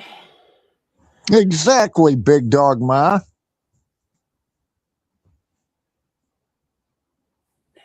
I'm not rude about it. I will politely not eat it. And usually, I won't put if I have to, if I make my plate, I won't put things on my plate that I won't eat. So I will eat what's on my plate. And I have always struggled. I mean, I've been called rude countless times in countless situations. Y'all lucky. And I don't mean to be rude. I just want what I want to I'm eat. finna be rude right now. Okay. Most of these women can't even fucking cook. Y'all act like these women actually can fucking cook. Y'all can cook. Y'all know y'all women, moms, y'all fire. But do y'all know 80% of these women know DoorDash and can't cook? Y'all know they can't cook, right? I'm just I don't know where y'all think these women can cook. Y'all are using Really? There's a lot of women like that out there, Mouse. There are. They don't believe what I'm saying. Nobody on this panel is anti-cooking. Well, here's the thing, though. He's just I saying hate fucking cooking, but I still do it. I know, right? See what I'm saying? Do y'all understand when women had the opportunity to cook for us during COVID-19? That's when DoorDash got invented. They didn't even want to do it then. Oh, I've never had DoorDash to my door. Me either. Ever. I'm too far out to get it. Oh, no. I can barely get the nasty pizza. The nasty. See these unicorns, man, they are fucking unicorns. They talk about cooking food. Mm. Yep, and I shoot rainbows out my ass. Well, I do with enough sugar. I can shoot a Mouse shoots sparkling rainbows out her ass because it's got sugar in it. You know what? Videos of these women cooking. Oh, we have to do something, Hairbag. We definitely have to do something. And cook for us. Cooking is so easy to do too. If they just take their time. It's a cleanup part I hate. I'm okay with cooking it. It's like, now I gotta cook. Now I gotta wash the pans and shit. And what pisses me off is it takes me way longer to cook that shit than it does for them to scarf it down. Right. It's like, could you enjoy that bite, please? Really? It's like, really? See, y'all talking to a soldier and a single dad. When I hear a woman cooking, that's music to my. Man, y'all don't know, Yeah, because y'all don't know what it's like to have man. to sit at home in a house and smell a damn roast cooking all Mm. day. Oh my And your God, that is stomach one is of the best. grumbling. Like, y'all don't have to deal with that part. Y'all are at work. And then y'all come home in like 5 minutes, scarf it down. Boom. Right, Lady A? You have to cook. If the husband's going to go out and make the money, you have to cook. You got to feed him. It fucking Well, sucks, what but you you got to want the do man it. to do? What you and Gigi want the man? It's not like we doing fine dining. We fucking eating. I want you to go work. That's why I cook. I think my OB wants him to adopt him. Yeah, man. They think these women out here cooking for man. Look, Oh, look. really? AV's the type of dude that all a woman would have to do is like hold her hand out with a pot roast in her I hand, know. drive down the street, man, I and couldn't I've stand when he'd been just people. follow deployed. behind barking. I've been Oh, I I know. think deployed. he must make a pork chop. I've been Yeah. deployed to countries and countries for a woman to cook a home. Man, you got me. If you say Uh-huh. if you open up a can or something though, I'm out. I'm like, nah, I don't trust this shit. If scraps, oh, See, even ugly women would get away with a hairbag oh, and AV. All they got to do is tie a pork chop around their neck, man. you know these women can Those cook. dudes would be coming after her. Hey, These women can't baby. cook. They can't cook. I don't know what women you're running around with, AVs that can't cook. That's sad. Any I woman know, under really. any woman under the age of 45 and below cannot cook in the United And States this of America. My 39 daughter year old, cooks. this 39-year-old cooks a lot, a Watch lot. this. Watch this question, man. Is your daughter married? No. She's single? Yep. Look at this shit here. Yeah, because Y'all, she can cook. She knows what she's got.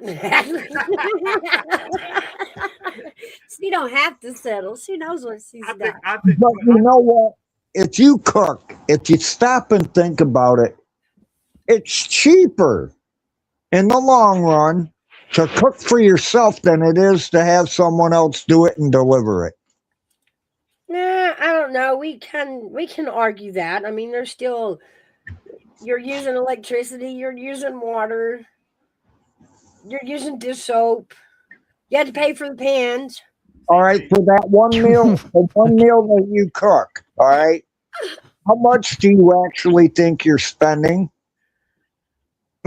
Fucking Is lady it A. more than you I love it. I'm sorry. where the fuck am I at?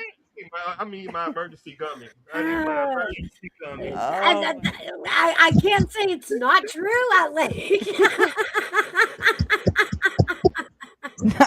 I never knew it existed. Now I feel like I missed out through the years. That's Back gotta in the day, I feel like I missed out.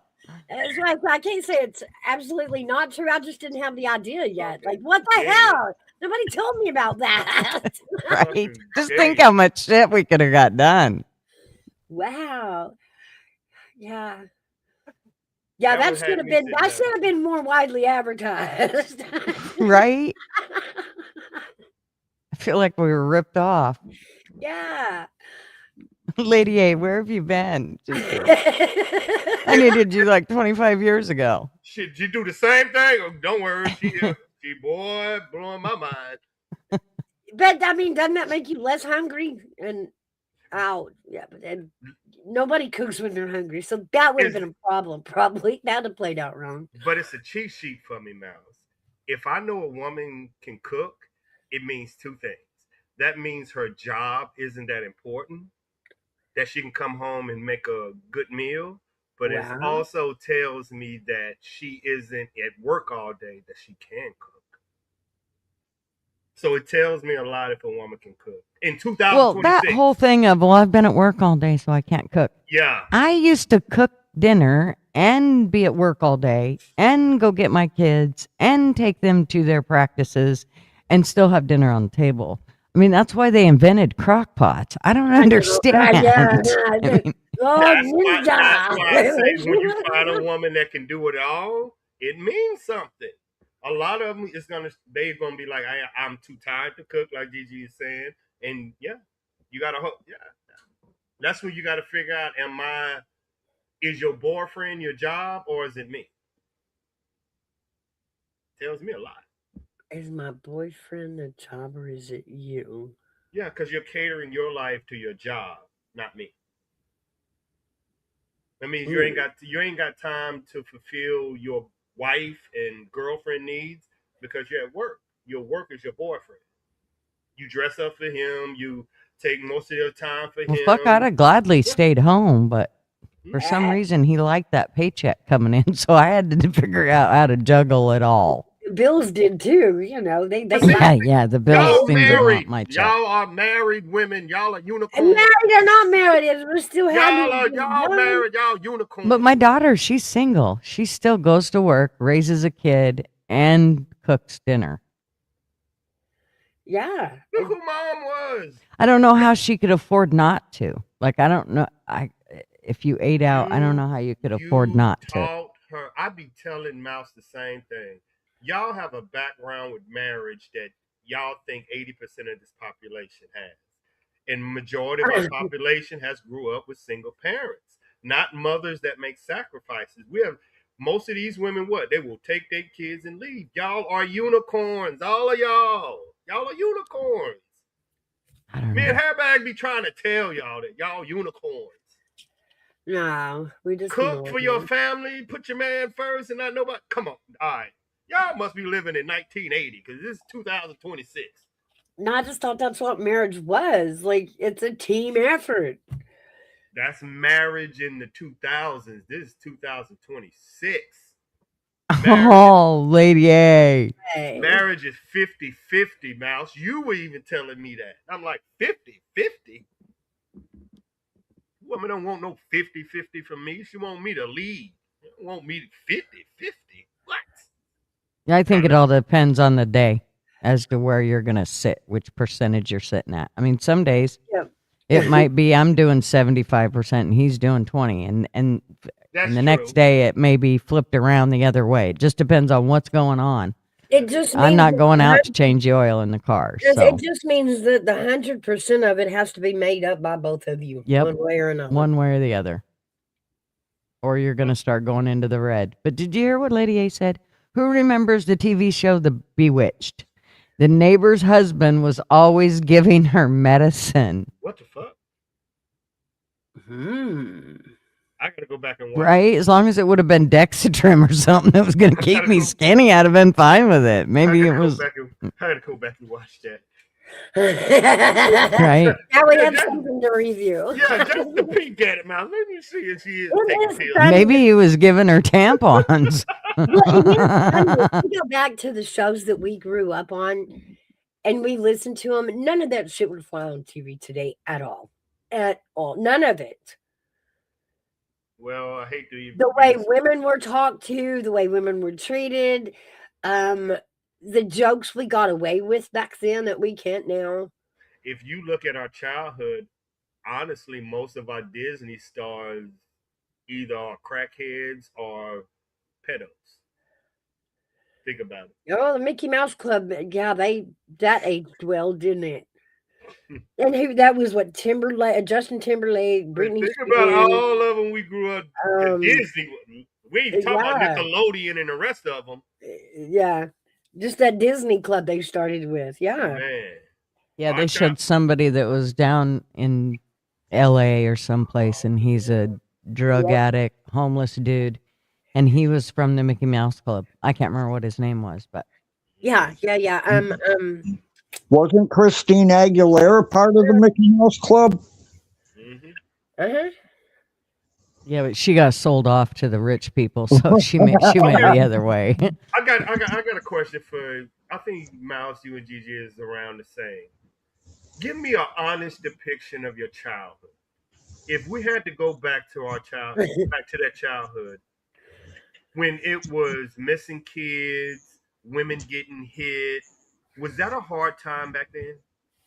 No, Like if you really go back with all the was it really bad back It then? wasn't pleasant, but it was normal. I don't think it was bad at all. Matter of fact, I mean, I could run all the way to the grocery store bare feet with Mama's $20 bill that I got out of her purse and go buy a bag of candy. And the owner of the store would take me back home, wake up my mother who had worked all night and I wasn't even supposed to be out of the house, and said, hey, she came and bought a bag of candy with this $20 bill. I figured you didn't ask her to do that.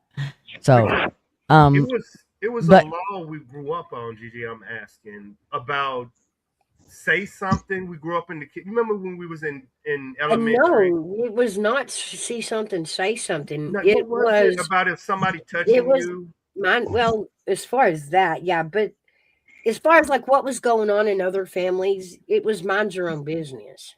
Uh, Yeah, yeah. well, and everybody just tried to help everybody. So it didn't matter if you seen your neighbor's little girl who, fell down and skinned her knee and she was 10 houses from her own house.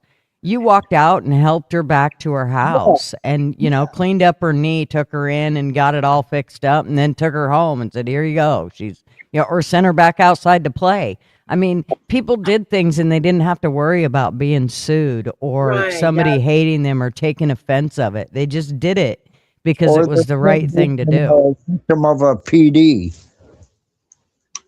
so Well, and I'm sure a lot of that went on because people's guards were down. I'm sure. I know a lot of it. There was a lot of that kind of stuff going on because people did have their guards down. But I still think that in reality, there was way more good back then than there is today. Yeah, that Yeah, is true. but but I want to tap into y'all. When do you think, or when did y'all start being aware of like when missing kids and stuff like that started going on in your area? Because at what point did it spike? And as y'all as girls, y'all would have seen it before men would have seen it. The first time I remember being made aware of child abduction was Adam Walsh. And we didn't have a lot of stories, but that one went so public, and they told it in such detail. I think when I was a teenager, which mind you, while I was a teenager, I became a mom. So, I was 18, but barely. And, there was a little girl that was murdered on Halloween night. And I think I was like 15. And that was a huge thing for our small town, a town of 600 people. That was extremely huge. I mean, everybody felt violated. Everybody, you were locking your doors and weird shit because we didn't know. We didn't know how she died. She was taken out of her room during a Halloween party at her mom's house. It was really weird. And they ended up finding her in the river. That happened to be, what was really weird about that is that happened to be my cousin's cousin. So I had a cousin who had a little girl, and her baby daddy had a kid with another woman. That's the little girl that died. The very next year, my cousin, the other little girl, drowned in a river. Let me tell you what, you want to talk about the strangest things. These were little girls that never met each other, and they weren't in the same town, but they were in the same county, and they never met each other, but they were half sisters, and they died a year apart from different circumstances. My whole point to that, though, is we all kind of start freaking out at that point. Like we were all scared for And it everybody's makes you kids. aware that the evil exists. Mm-hmm. About, In about many what- different about ways. About what year was that, Gigi? Oh gosh. I want to say it was like early 80s. 80s. Is that when, 82. is that when the maybe. violence trend started hitting America? Missing kids, the abductions. I think it Women was. When was the Adam Walsh thing? That's what I see. He was kidnapped. I want to say early 80s, 82, 83. Let's look it up. Let me, just to make sure. I gotta grab coffee. I'll be right back. Okay. What would have triggered our society to do this? You see where I'm going? I knew it had to be some year that something happened to switch our society. Okay. He was abducted from a Sears department store at the Hollywood Mall in Hollywood, Florida on July 27th of 1981. So, you're looking at, let me think, 5, 6 years old when it's entering my head. Because, I'm 39. Don't do the math, y'all. Yeah, I did. Yeah, correct. But, that was about the time, you start getting ready to start going to school, but you're starting to leave your parents' side, right? As a child, you're going to school, you're, out playing with friends. So that was when it was really put in our head that, things can go crazy fast, that there are evil people out there and we could fall victim to it. I was I think thinking that that. was it was our first scare of, oh my God, people do bad things to kids. I think that was the first time we started as us. You got to be home before the lights go off. Street lights. You got to be home. Yeah, probably. That was because I know it had us. I believe our changes in who we are is done because of society. But I understand how aware we were of a lot of women getting abducted back then as well as children. Yeah. Yeah, that's what And me and Mouse was even studying his case. Me and Mouse was even that, young men could go missing. That's how weird yeah. it was out there, But that's about when it was rolled through our brain. Society can hurt us out there. Like Remember, there are bad people. I grew up. I grew up at. I grew up in Atlanta during the Atlanta child murders. That's why they moved us to Louisiana. Ooh. I think there were a couple of close call and local attempts, around those years that reconfirmed, the Adam Walsh story was real and it's a concern. It was a friend, and he was not in our neighborhood, but walking in a different neighborhood and was approached by a man, and they had to run, and it scared them, and they never caught the guy, so that kind of left an open fear. Was the story true? Did they make it up? Did somebody just spook the boys? Yeah. But so it made you, aware that it can just be any old weirdo walking up to you, you know.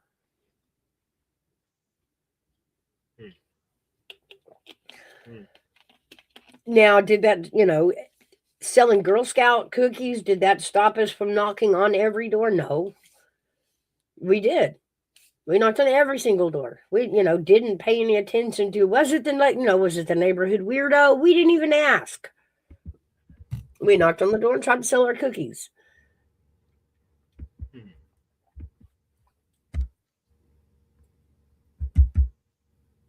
I don't think it was like 2000 before the Girl Scouts, quit going door to door for that reason. And they have to, now they set up stands outside the grocery stores or outside of Walmart to sell their cookies, and you can get them online now. Yeah, and they put the shit in your coffee creamer.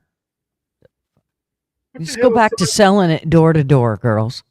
Keep it out of my coffee creamer. Oh, okay. I'm like, what? Gigi, we had to catch up with you, Gigi. I thought you was talking about some freaky shit. I had to make No, she was talking about Girl Scout cookies. They need to keep them out of the creamer. Okay, well, you can now get your Girl Scout cookie crack online, man. The Thin Mints all day long. All day long. You can pour it in your coffee. Gross. I am not pouring it in my coffee. This gonna be a fun part for Mouse. Is it Girl Scout cookie season now? No, I don't even know if they have a season. I don't even know now. We don't buy them anymore. No, I don't think it's a season yet. We don't buy them no more. They're too nasty. Mouse, here's your. I'm gonna even put it in the chat.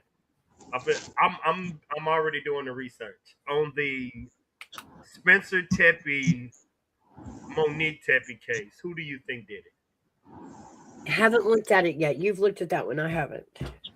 Is that the dentist thing? Mm-hmm. I haven't looked at it. Tell me about it. I'm.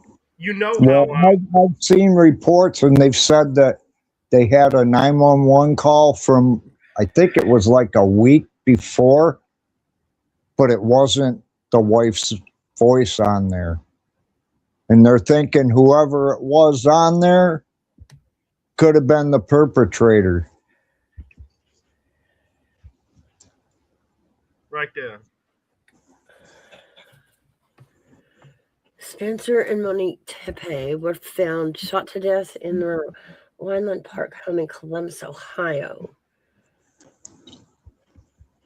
It's a lot of. It's really deep. But I'm following. I'm not following them. You know me. I'm following the shooter. Okay, so do we feel like this was random or personal? Okay.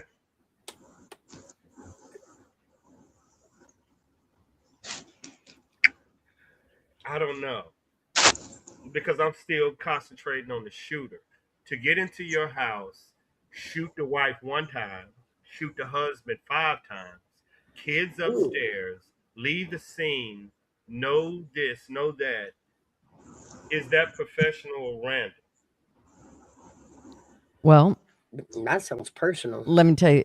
Do you remember the Moscow murders when the guy went in and stabbed the young college kids? Uh-huh. Yeah. Okay, and I was like, so one of our cop friends, Rick, I said, well, that seems really, I mean, he was in and out of there. They said he was in and out of there within like, I think it was a minute and 38 seconds or something like that. And I'm like, really? He's going to go in and take out 4 people with a knife in a minute and 38 seconds? And Rick's like, do you realize it takes about, 10 seconds to stab somebody 15, 20 times? And run away to the next person and 15, 20 times, 15, 20 times, 15, 20 times and run out the door. It's that quick. They're not screwing around. They go in when they're on a mission like that. They ain't screwing around. He wasn't in there yard sailing. He was in there on a mission. Facts. And the thing that got me was how come that one girl that seen him running down the hall didn't get touched. Because he didn't see her. Thank God. Well, she said she thought he made eye contact with her, but I think he was so focused on, the adrenaline was going so much, he just didn't even see her. Right. Oh, Stop right there. Stop right there. Stop right there. The fact, what she just said is, that's how you know it's random. Because you will make fucking mistakes. Mm-hmm. If you leave a scene with no mistakes, is what is planned. It ain't spur of the moment. Now, if you're gonna do something, you're gonna do it, but you're gonna make a mistake. Like you said, the dude saying you're going to make you're not perfect. This was well, and let's remember he was in school for criminal law. Yeah, that's what I was saying. There was an element of planning to Koberger's crime. Now, do we know if he had, specific motive towards a specific girl? Like, did somebody turn him down? Did somebody reject him? I don't know. I don't know what made him target those. That could be random. But as far as the crime itself, there was a little planning to what he did. There was some surveillance. There was some, scoping out what was going on in the house before he went in that night. In fact, there was a neighborhood cat that got skinned and left, and they wondered if he did it as kind of practice. Did they ever ask if there was ever any interaction between them beforehand? The 4 of them. I do believe it was studied. I didn't go down that rabbit hole. There was theories of one girl rejecting him or ignoring him. Kaylee. Okay. Yeah. But as far as, I still believe part of his motive was what he was sitting and absorbing in class. He was just one of those arrogant fucks that thought he was learning how to get away with it and he wanted to test it. That's not arrogance. That's confidence. Yes, yes, whatever. But I think there was an element of that going on as well. I'll agree with that.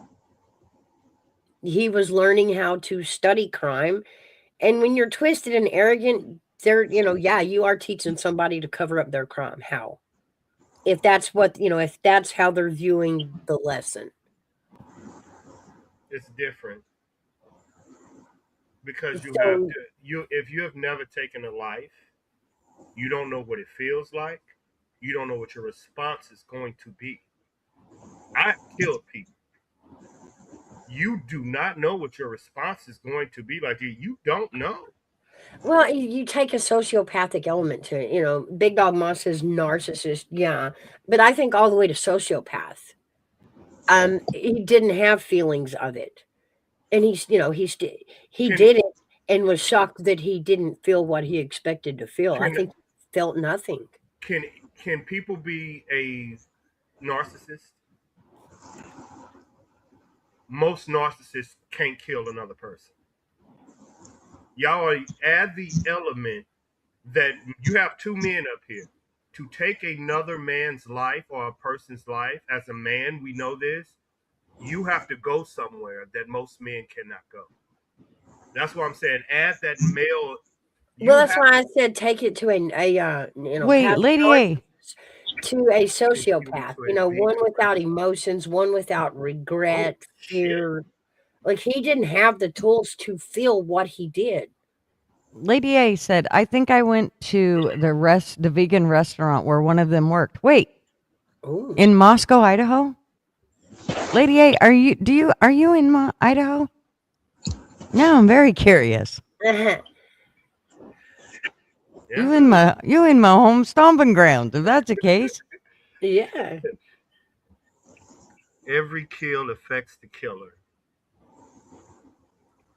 But I think his sociopathic tendencies of sitting in class and the way he was absorbing it was not so much how do I find a killer?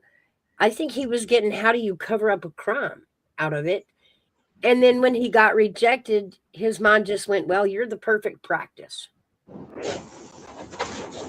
I'm also thinking that maybe that guy confronted him about, harassing one of the girls, and he didn't like it. So that's why him and his girlfriend were done. And then for rejecting him, he went and got the other two.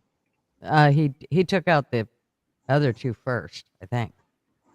The two single girls that lived in the same bedroom, You basically. get what I'm saying, though. I don't know what order it went, but still. It matters, though.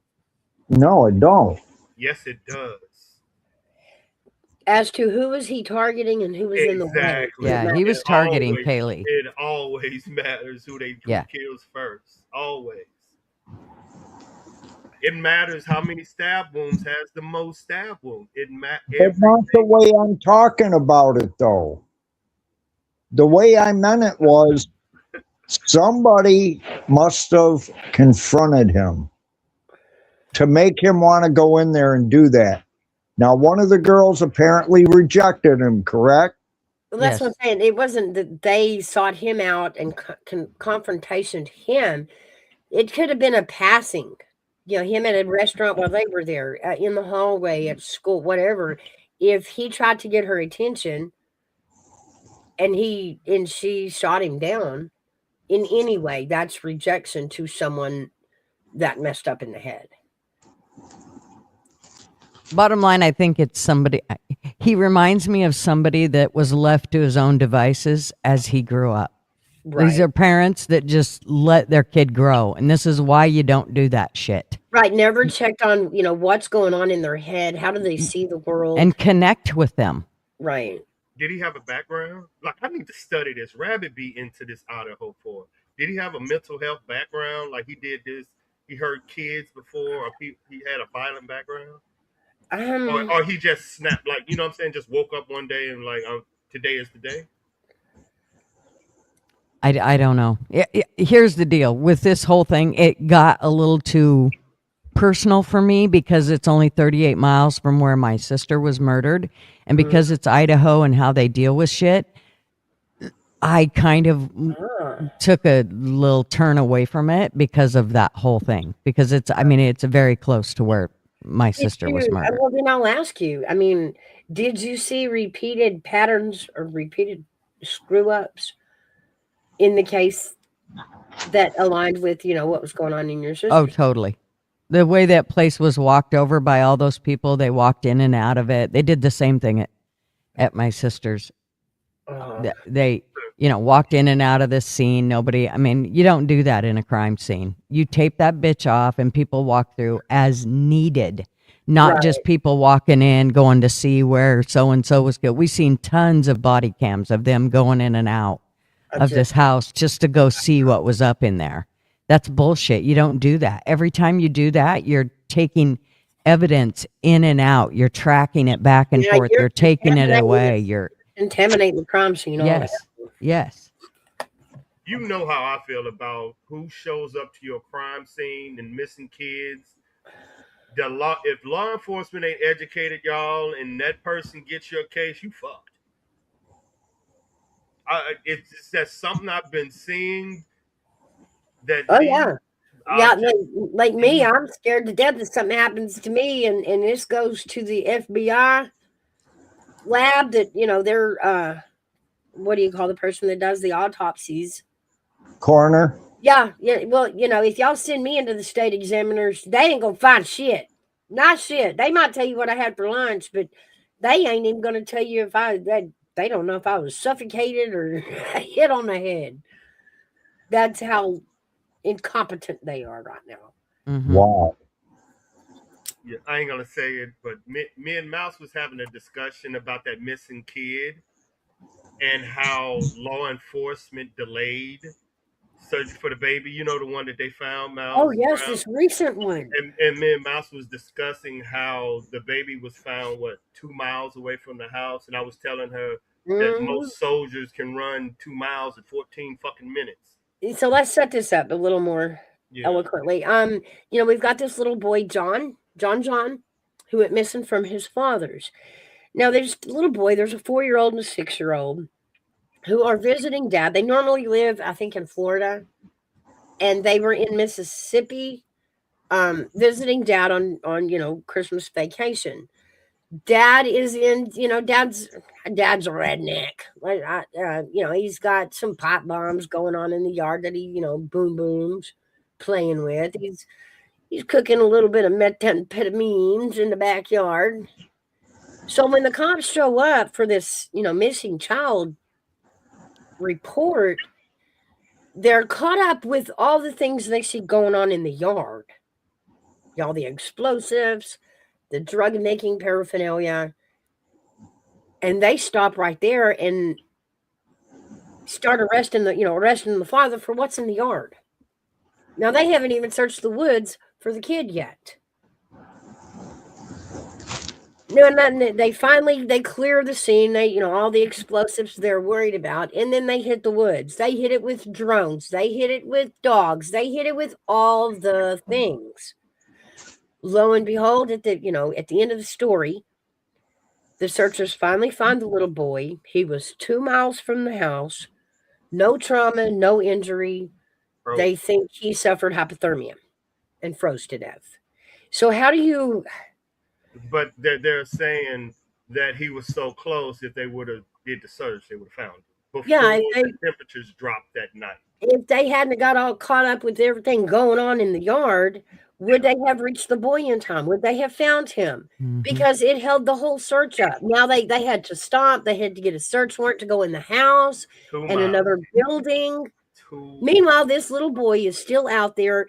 He legitimately was not kidnapped. He was not eliminated by a parent and hid. All the things we're seeing these days. This little kid legitimately walked off into the woods and got lost. 2 miles from your house. Well, you guys should investigate the Tillamook one, the Tillamook, Oregon one, where the little boy ended up missing. He was outside playing. His mom heard him giggling, and he was supposed to go run over to his dad, who was just outside. And and there was a river right next to them, and she heard him giggle like somebody had him and like it was dad, and then it got quiet and they never seen him again. And they found him in the river, and now they've arrested dad and said that he had something to do with it, and I don't think dad had anything to do with it, nor do I think mom had anything to do with it. Mom said there was somebody that was some creepy dude that was out around the area within that day or so, and that the cops had been called about this guy previously or something, and she said they never investigated that guy. They just held this father up for this. But I see, can't even in imagine. this case, they got so caught up with the other crimes that were laying around the yard, it halted the search for this little boy, right? And it makes you ask, so when you roll up on this situation, was the distraction of the pipe bombs and the drug making paraphernalia, did it prevent them from finding the boy in time? Did it distract them? Did they get all off on what he had in the yard when they should have been looking for this little boy? Because when we found him, it was a legitimate case. Unlike so many were studying, nobody kidnapped this kid. No adult harmed this kid and hid them. It wasn't a case where somebody did something wrong to this boy. He got lost, and the searchers were busy worrying about what the hell was in dad's yard than looking for him. Would it have made a difference? Now, if you go back and you watch the sheriff's face, and everybody's like, "Oh, he emotion." Now you see why. I'm sure law enforcement blame themselves. Just like me and Mouse was breaking, like, damn, 2 miles? Like, fuck. Right. I mean, hold charges against the father, yeah, but let's find the little boy and then worry about the charges when that piece is over. I think that's what they're reviewing. Like, oh, we should have kept searching. No shit.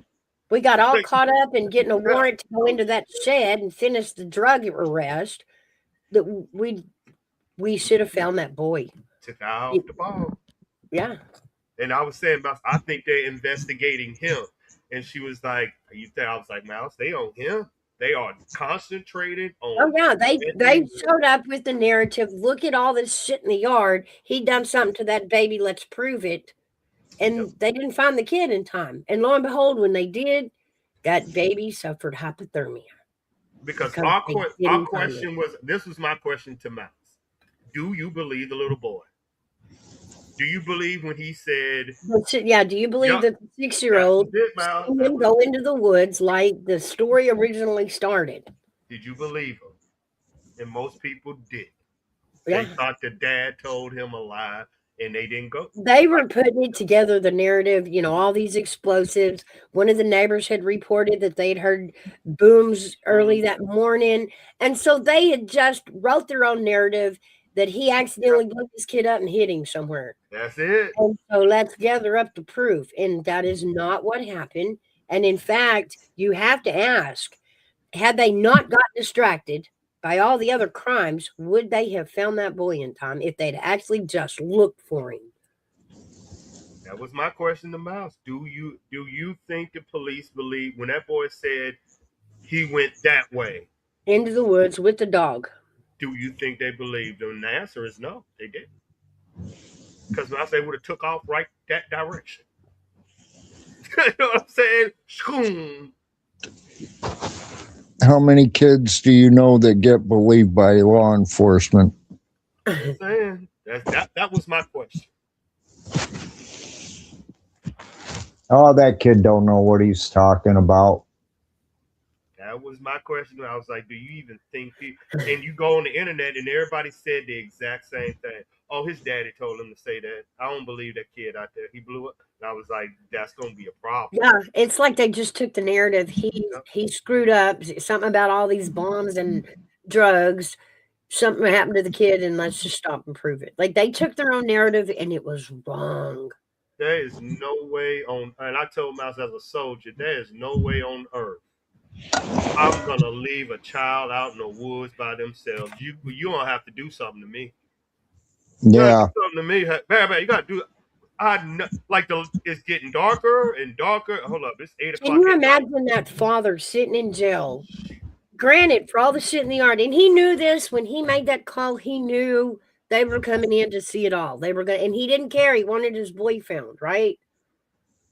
And lo and behold, they showed up and caught him with his pants down, per se. As far as the bombs and the drug making shit, and they stopped there. Now they already arrested him and took him to jail. Now he's sitting in jail instead of being able to find his boy. Can you imagine sitting in jail for everything they found in your yard because you had to call the law? He went missing. You're sitting in jail, and they come to you and tell you, they have to tell you the truth. We found him, and he was not harmed by anybody. He froze to death. You know how angry as a father I would be? Yeah, you're going to arrest me for all that you caught me. But in the moment, you had me in jail instead of searching my backyard, and he was out there. He was legitimately out there. Sorry, Lady A. Are we confusing her with the chat? Yes, because I'm on your StreamYard and I said, thanks, Lady A, hugs. And then I realized it came up as you. I'm like, shit. So I had to go over to my YouTube and re-put it in. She's like, I thought I was losing my mind. Gigi, what gummy you on? You ain't on sativa. No gummies this morning. I know you ain't on sativa. It happens when you share the keys. It just happens when you share. That's right. It won't let us separate in chat like that. That's right. We both keep trying to drive. You share the keys, it won't work that way. It goes in one ignition. Women, man. See what I'm saying? Never give a woman the key to your car. You're gonna come back empty. You're gonna come back empty. What up, Lord? Yeah, we'll always park it empty. Yeah. That's right. Hey, Lady A. I ain't doing it. Oh, Gigi, So, I had a good I have a conspiracy question. for you, but I lost. Okay. I have a question. What do you guys think about Minnesota? God damn it, Gigi.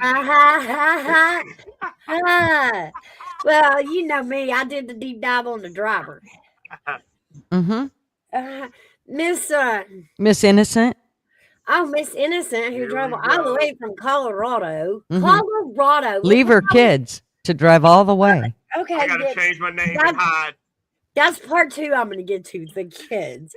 But so this lady who just wants to be mad about what's going on in Minnesota drives all the way to Minnesota. Somehow there's a question because her vehicle has still had a Minnesota tag. So we want to know how that came about.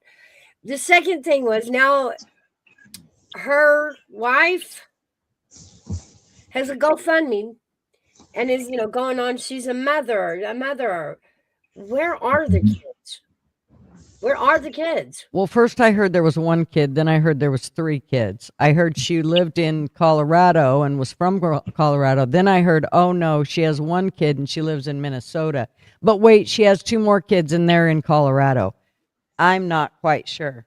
And and of all things, she's supposed to be lesbo. So who knows? Okay, there is an ex-husband before she married, because that's where the kids came from, was this ex-husband. Oddly enough, he has passed away.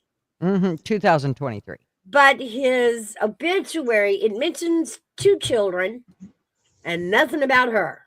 Nothing. She's not in there anywhere. So that kind of tells you how that played out. Yeah, but yeah, question, where are the kids? But here's my thing. Okay.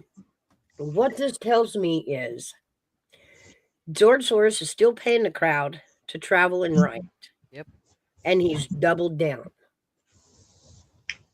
Instead of, Trump said we're going to follow the money all the way back to Soros. Apparently didn't scare him none. He is still paying these groups of people to travel around and protest. And they're doing it. Like, there's people accepting money from whatever shell corporation he's paying out from. But it tells me he's doubled down on our society. We better pay attention. Lady A said a rental. Well, but it had bumper stickers on the back, and she had all her shit in there. If you look at it, we're talking stuffed animals. I mean, I'm pretty sure this was her personal rig or someone's personal rig. It's not people in Minnesota upset because ICE is in their community. That is a freaking lie. These are people paid to travel around and create chaos. So did she accidentally get in the way of it? No, she did not. She intentionally drove that vehicle into the middle of the road to shut them down. Well, and she's supposed to be what they call a legal observer. We know what those are. They are the ones that follow around ICE and alert everybody that ICE is in the area. We know how they work. We know what they've been doing. Mm-hmm. They're interfering with federal law. And you know what? She did a fuck around and found out yesterday. Absolutely. I feel bad for the kids. It's not fair, but had she been home taking care of her kids, those babies or baby would not be going through what they now have to go through. Oh, exactly. So was the shooting legal? Oh, that's a whole nother page. It is another page. Legal and justified. During the time of the George Floyd incident, right? Y'all remember that? Yeah. And he was a criminal, and it was in, well, we all know what happened. I'm not going to reiterate it. Anyway, during that time, this city, I don't know about the state, but I know the city changed their laws to read that no officer of the law, whether that be federal, state, or local, in this area has the authority ever again to use legal force. They changed, they made a law that law enforcement can never again use lethal force regardless of the situation. You mean lethal? No, lethal force, sorry. So as this plays out, bear that in the back of your head that this idiot changed his own laws to screw this up. Well, so watching this play out is going to be interesting. I mean, it's wild. So the cop, the agent that actually shot her, if you watch the video, he comes from around the backside, and he comes around because he realized, oh, she's going to take off. Supposedly, somebody said he told her to get out of there when he was back behind the rig. Now, I never seen any video that said that, and I've been all over looking for it through the internet and cannot find anything about that. However, I do see the ICE agents jump out of the rig that she has blocked, and the guy, the one agent that gets out of the passenger side says to her twice, "Get out of the car." And she then pulls the car forward, stops, turns her wheels, starts to go again, and that's when the agent from in front that had been in back jumps out of the way. She clips his hip, and he shoots at the rig and hits her in the face. Right, exactly. Well, Exactly. So is it justifiable? I think in the eyes of the law, they're going to say yes, because he's going to say, I feared for my life. You know, he's going to say that. Right. That's what I told. But we have this weird legal hanger that we're not used to. And that's that before this happened, them idiots, them Democrats changed laws because of the George Floyd incident to read no law enforcement may ever take lethal force against a citizen, regardless of what they're doing, which is wild. I mean, in this is going to bite them in the butt, but so how is this going to play out by law? It's going to be wild. It's going to be new. It's going to be different. Something we haven't seen before. It's going to the Supreme Court. Oh, it'll have to. It'll absolutely. I don't doubt that at all. It will be the Supreme Court that has to decide this. This will be the judgment marker when y'all vote for the next president. That if an agent stops you on the side of the road and takes your car keys, you better give it to him, because y'all finna clap But me and Mouse is looking at it like in 4 years they're going to use this law against everybody. Uh-huh. If that, the reason why I say that is if the Supreme Court deemed that legal, that means if you're blocking the road, I don't care if you're in Mississippi, they can say, "Give me your keys," and you better give them the fucking key. Even the cops can't even do that without legal. But this is a federal. That's why I'm saying we are looking at it in that aspect of, Yeah. man, this is What crosses this crazy is how this mayor is handling it, right? And he's ignoring federal law. In fact, he flipped the bird and said, "Get the fuck out. You're not welcome here." And this is a federal operation. Yeah. To me, a mayor having more power than a president is absurd. and Crazy. I look at it different. I don't look at ICE agents as trained to do this. That's what I was telling Mouse. These are military tactics and military crowd control that your police know how to use in military. ICE agents don't. You're putting them in a no-win situation, and this is going to be your outcome. If you pull law enforcement from crowd control, they are not trained for crowd control. They're trained for ICE. Yeah, and that's that's trained for this. Just like that mayor, when he had the ability to call off his local officers, they were not allowed to support this operation or ICE. That's weird. That's a new in society. Mm-hmm. So this, we've got this mayor standing in the way. I got a question. When did this country become Nazi Germany? About the first Federal time government is acting like the Gestapo. when we wouldn't let Obama have his third term. And Okay, we're the new Russia then. that's when it started. We're the new Russia. No, in Hairbag's mind, he thinks this is illegal for you to do to American citizens. That's what he said. It is. And Is that's it what he. legal for American citizens to stand in the way of police operations? If they're illegal, yes, it is. So it's okay to help let an immigrant try to get away from ICE? That's legal? What I'm saying is it's illegal to just shoot somebody because they go toward you. Mm. What Hairbag is, I got you, big guy. He's saying what you're saying is right, but I shouldn't have to die for it. So I should just let her run me over? He got out of the way, right? Okay, so the Minnesota law authorizes and strictly limits the use of deadly force by peace officers to specific necessary circumstances. So if they, based on circumstances to protect themselves or others from death or great bodily harm. And that's what he's going to say is, I felt like she was going to hit me. I felt like I was going to die. 1000%, Gigi. That's what I told Mouse. I But was like, I thought it was a different cop that shot her. It wasn't a cop, it was No. an ICE agent. Whatever. Yeah, no, it was the one that was standing in front of her. He had his gun out and he was walking around the front of the rig. I thought it was the one that was telling her to get out of the car. No. It was the other one that was in front of her.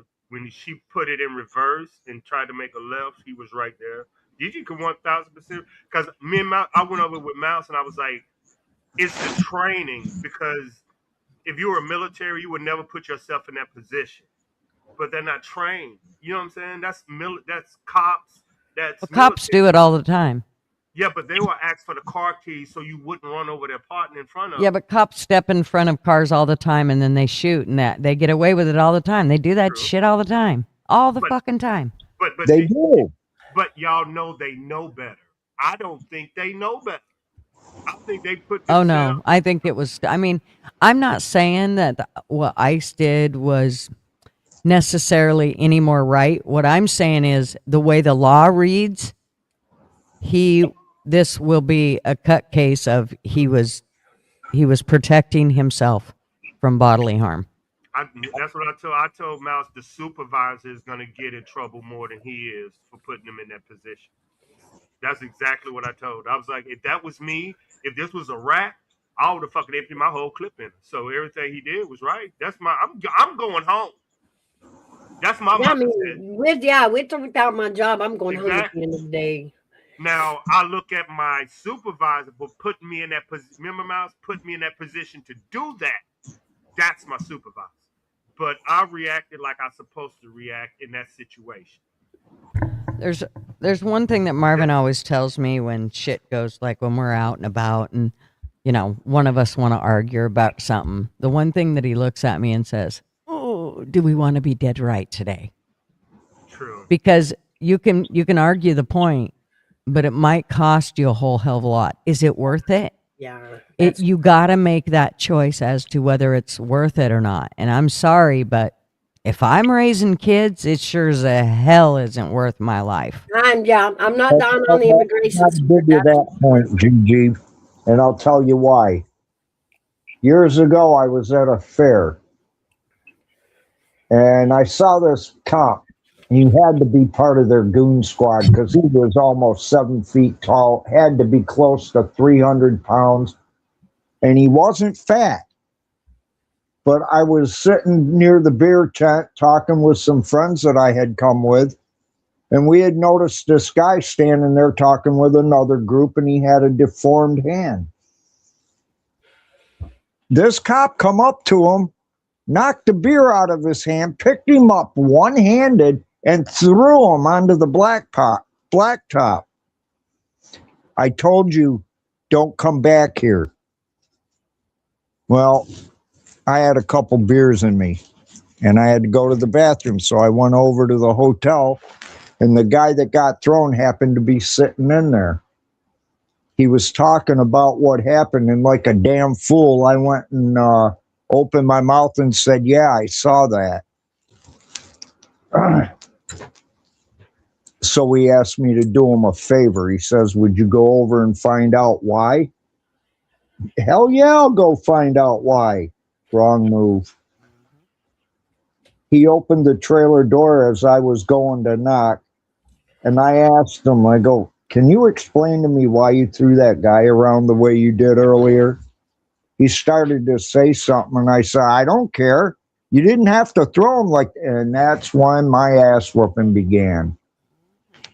He took me, grabbed me by the collar, the belt loop, and slammed me into the back of a pickup truck.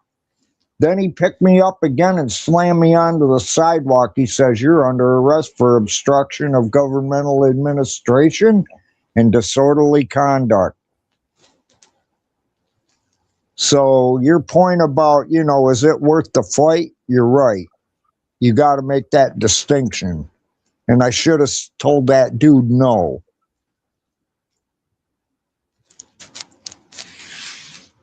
One of the things that Rick from Good Luck America always tells us is if you see cops, you don't look to see what's going on. You don't walk over to ask questions. You get in your rig or whatever and get the fuck out of there as quick as you can, because you never know what's going on. Remember that cops have immunity, and if there's a shooting and they shoot, if it's in the line of duty, it doesn't matter if somebody was standing behind who they were trying to shoot. If they hit the person behind him, they get immunity for that. Yeah. If they even so much now say, if you have a hostage, the cop can actually take out the hostage to neutralize the situation. Yeah. I mean, to tell you, if you see a cop, do not wonder what's going on. Get the hell out of there. Yeah, sometimes, man, it ain't your business, and you can get wrapped up in some stupid real fast. And that's kind of how I see this. We've got people traveling from their home state. You got to ask, was there a plan and it kind of went south, but they were aiming at Minnesota? Like, the mob was aiming at Minnesota that day.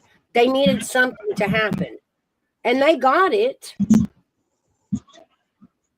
But you have to ask, why was everybody from Colorado, California, why did they bust into Minnesota today? I got a question. Since Kayla and Hairbag seem to be on separate sides from you two, this is good. This guy can be referee. Okay. How would you advise? Well, I know you can't, but how would you tell America to protest?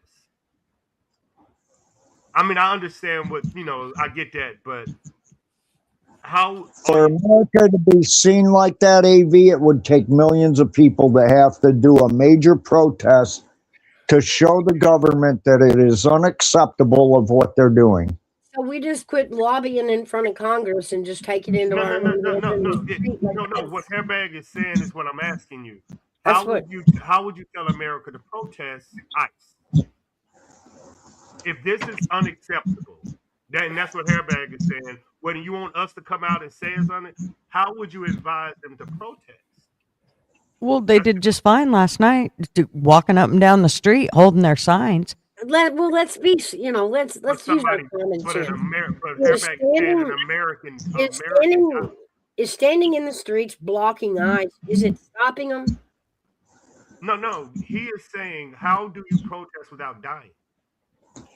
You got to be smarter about it. That's my point. You put a little more common sense into it.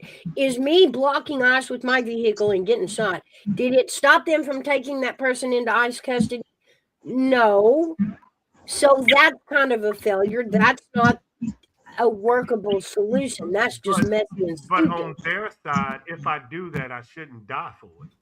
Well, tell me what protesting does. It isn't what it does. How should it be done? Why die on that mountain? We already know that you take your life into your own hands when you go to one of those things because you never know what's going to happen.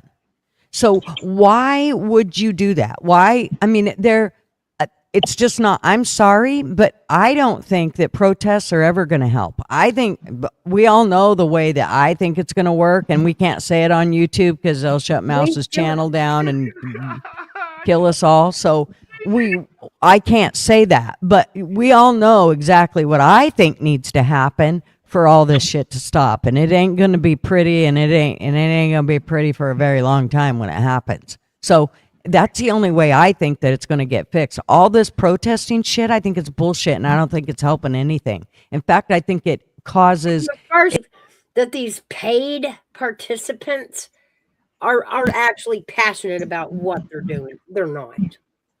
Fight They back, don't care. Hairbag. Kayla, y'all fight They don't back. care. They don't really care one way or another. Source is paying them to go muck shit up, and that's what they're doing. Gigi. Yeah. I grew up during the 70s when they were having major protests. They were peaceful, most of them. There were some violent ones. But when the peaceful ones went through, that's when things changed. When they lobby through Congress is how you make change. I know that, but it helps to hear from the people so they know what the people are looking at.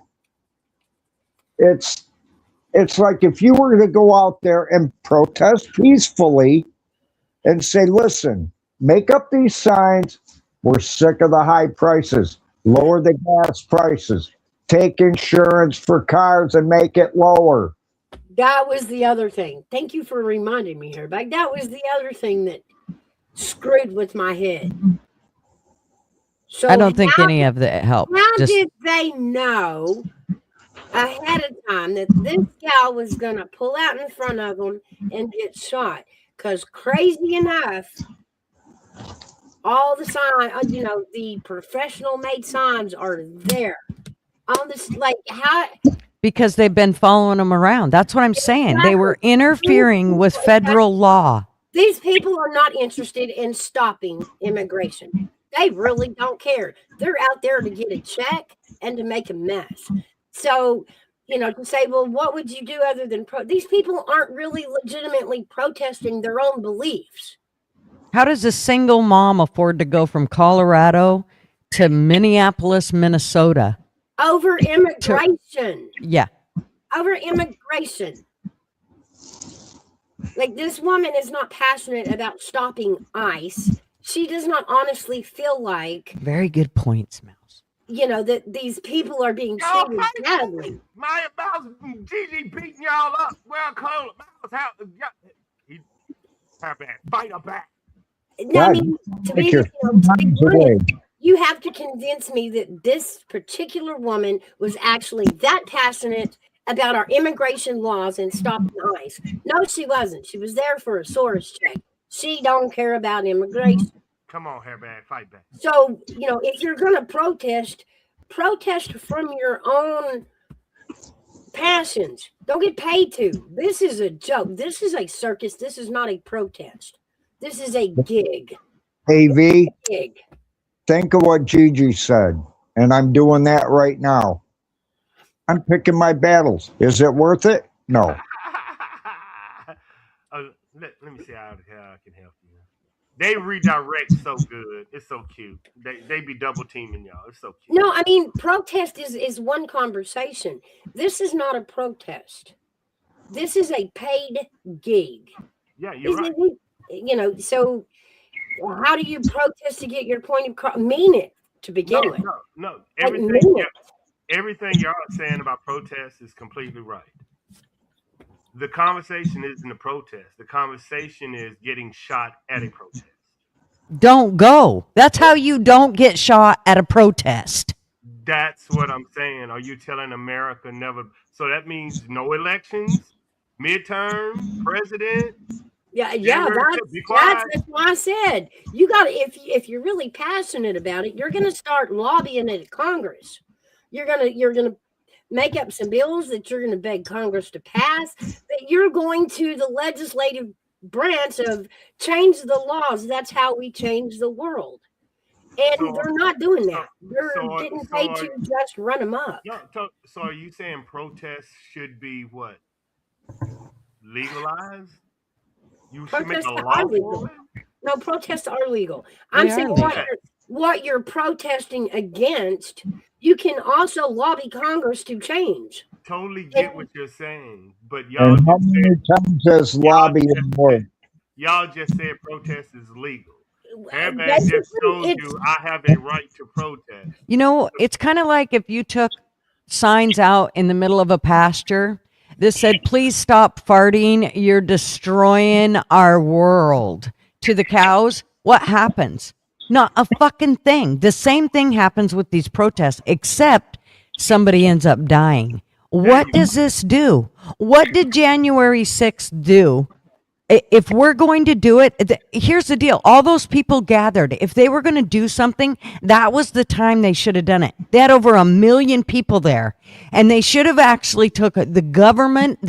No, I can't even say it. You know what I'm going to say? They should have dealt with it then, and they didn't. They missed their opportunity. And I don't know if we'll have another opportunity like that, but that's what should have happened. And all this protesting does nothing. No laws get changed because of a protest. I don't give a shit how many times Hairbag yells it from the top of the mountain. It ain't fucking changing no laws. You have to go lobby to change laws. Is action orientated. She wrote results right now. That's right. I have to agree with a little bit of what Steve said too. Steve says, I tend to disagree just a bit. The right to protest is fundamental. I agree with that. But what the lady did was not protesting. It was interfering. And I agree with that. But what does protesting fix? You can go out there and scream the same 7 words and hold all these signs up, but what does it do? Nothing. You haven't seen a positive reaction from it. So everybody's happy when they go home. They sleep good that night. That's what you get out of it from a protest. Wow. With the rocks. That's right. I mean, if you're gonna do this shit, do it. Yeah. Get the dough down, dog. Oh, shit. Good luck. Fucking luck. I'm equal, here, man. I'm the soldier there. I would have shot her too, so I can't be on either side. If I Well, was there, I would yeah, have we shot. have protested in I'm history sorry. lots. The 70s was everything protesting. We burned our bras, we did it all. But So, sorry, in go the ahead. realm of protest, now we do start, it does start a conversation. You see a big mob wanting something, you want to know what it's about. So you listen. So now the conversation is started, but that's all protesting does, is start a conversation to bring people together to show that it's not just me that feels that way. See, it's a whole group of people. We feel this way.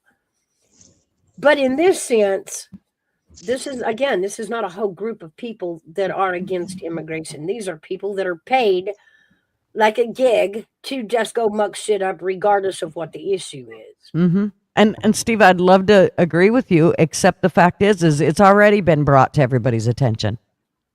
Yet they're still out there doing it. So it's not, I mean, the attention's already there. Everybody already knows about the immigrant. Everybody already knows that there's 7 people that don't like it. We got it. You got it, yeah.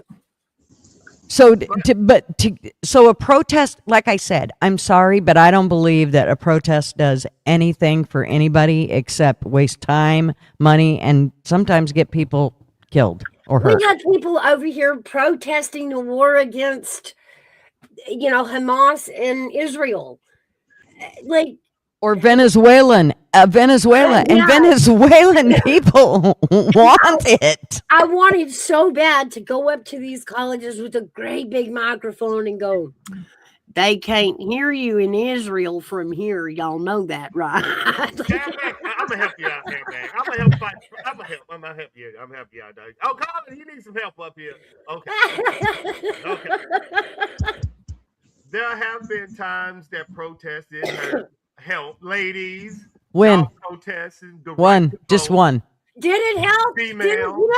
What law did the protest change? Females. Okay. Because you're all civil rights. Is that feminism you're stepping on? Is it?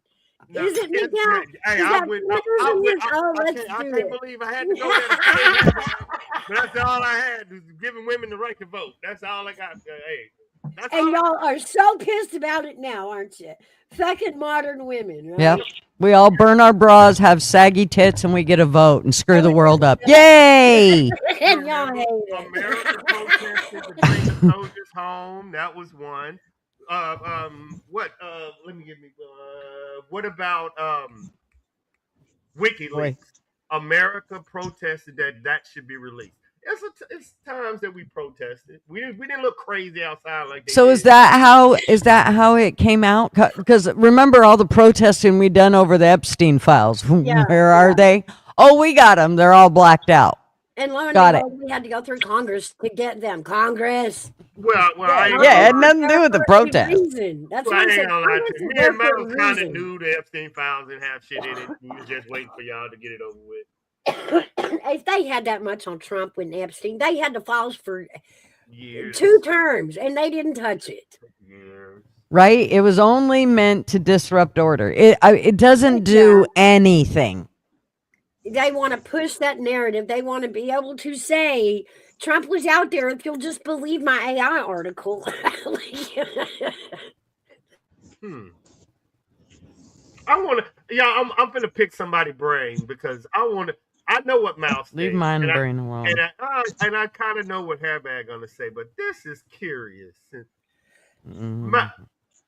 Gigi, why do you think we're in Venezuela?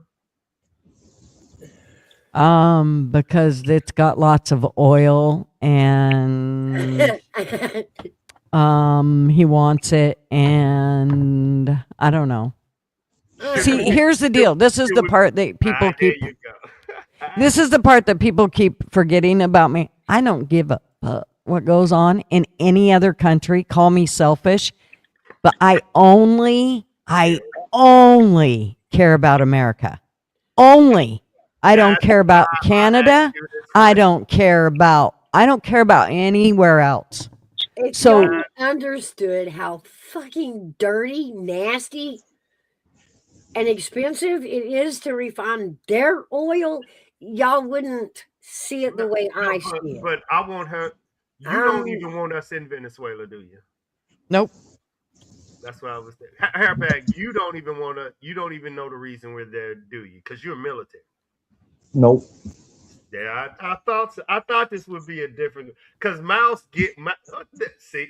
Woo, I knew. But I I'm, knew. I'm going to stand firm on the Hmm. spot that we still need to take care of the issues out in the world that will find their way back here. We need to take care of them before they find their way here. Nope. That is in our All we best. have to do is close our fucking borders, and then no, we don't have to worry about anybody else's issues. Let's be I honest. agree We with were you. loving watching the boats go boom. We loved it. We loved it. We can do that from here. We don't need to have anybody else come in. I'm all good with not having company. Try to come to my house. I don't do company. Hey, Gigi, I- hey, Gigi, put that across the United States. I don't do company. That's fucking right. crazy. We're full, bitches. Get out. Admit it. We loved watching we loved watching the boats blow up. We were so entertained by that. I will admit it. Every time he blew one up, I'm like, yeah, I'll take that. But this is saying politically, Americans are saying, what the fuck are we even over there for? Like, we have problems here. That's what America is saying underneath. That's what I'm starting to see here bubble up. And I know Gigi is America first. She don't give a fuck Only. about no. It's yeah. So I wanted to know. Yeah, that's I wanted to you got Mars exactly. right. That's the way I see it. It was more about the influence from China and Russia and the drugs, and he's running a regime over there. He's falsifying elections. And then there's that part where I still believe we saved that asshole. I do. I believe we fucking saved that asshole from his. Remember now, I'm more national. Isn't every country that? In South America, the Middle East, China, like what makes Venezuela special? Colombia, Mexico, pick one. Cuba, like what? So I don't get it. I'm with G. What influence does Venezuela have? What are we afraid of as America? But why are we there? And what are we not seeing? All right, being told. Because what do you think? In my opinion, and this is just my opinion, they were headed for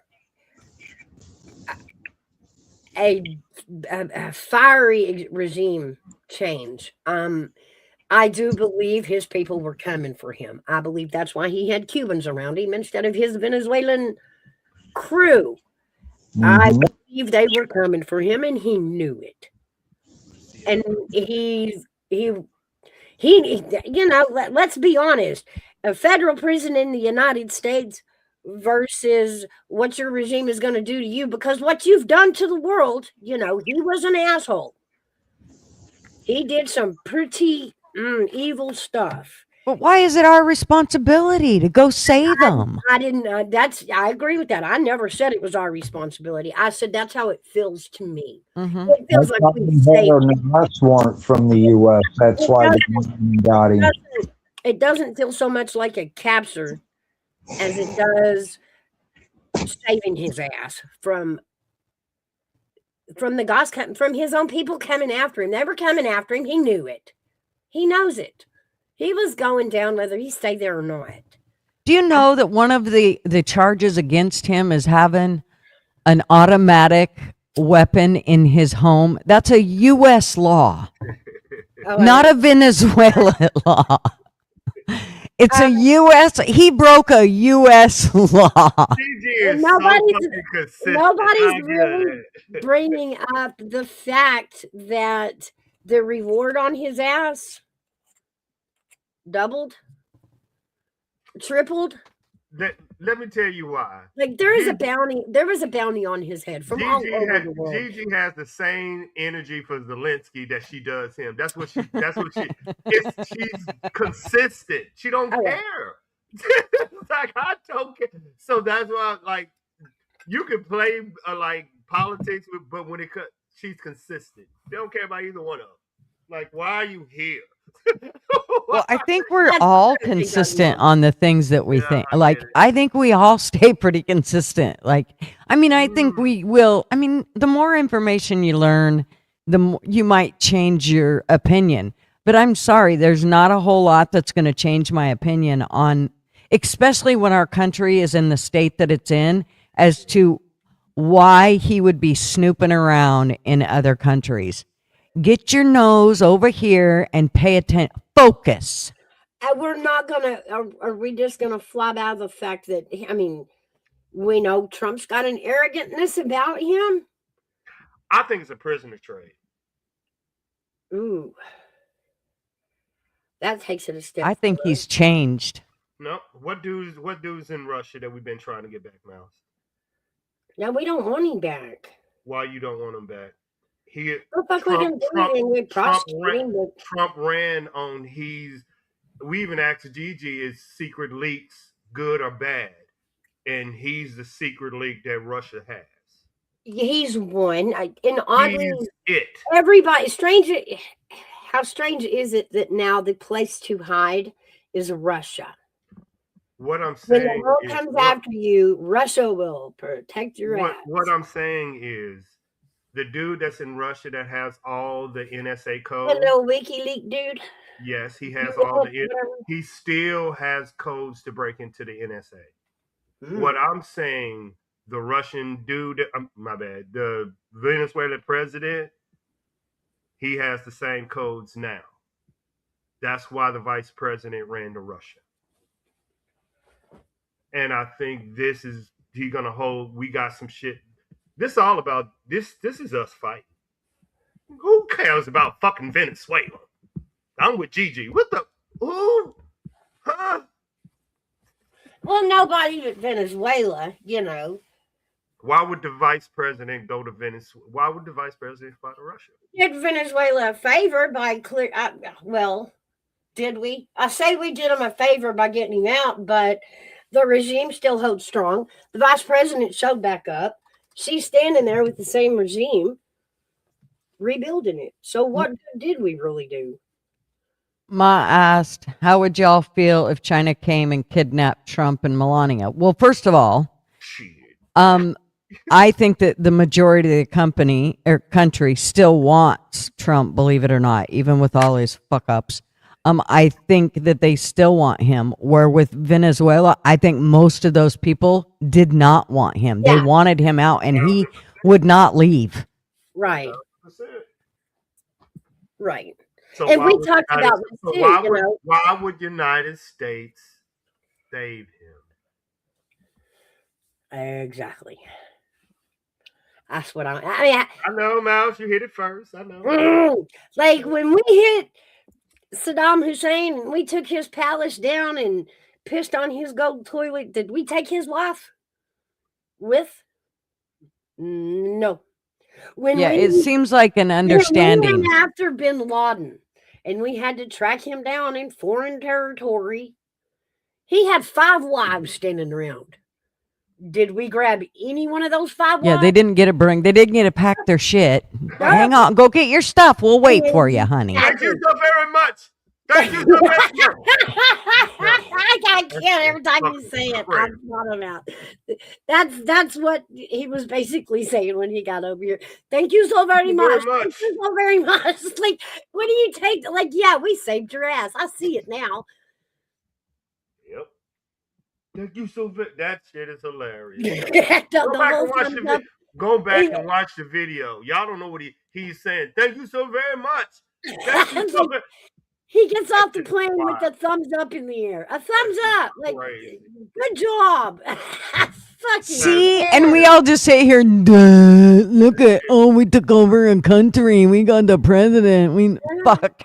That bitch was waiting. Like, he was hoping we weren't late, just like he, come get me. I'll be waiting over here. Don't be late, coward. No, what he really meant was, I'm here. Please don't be late, because if they get here before you do, I'm fucked. When do United States ever care about a terrorist country and somebody taking over? We don't care.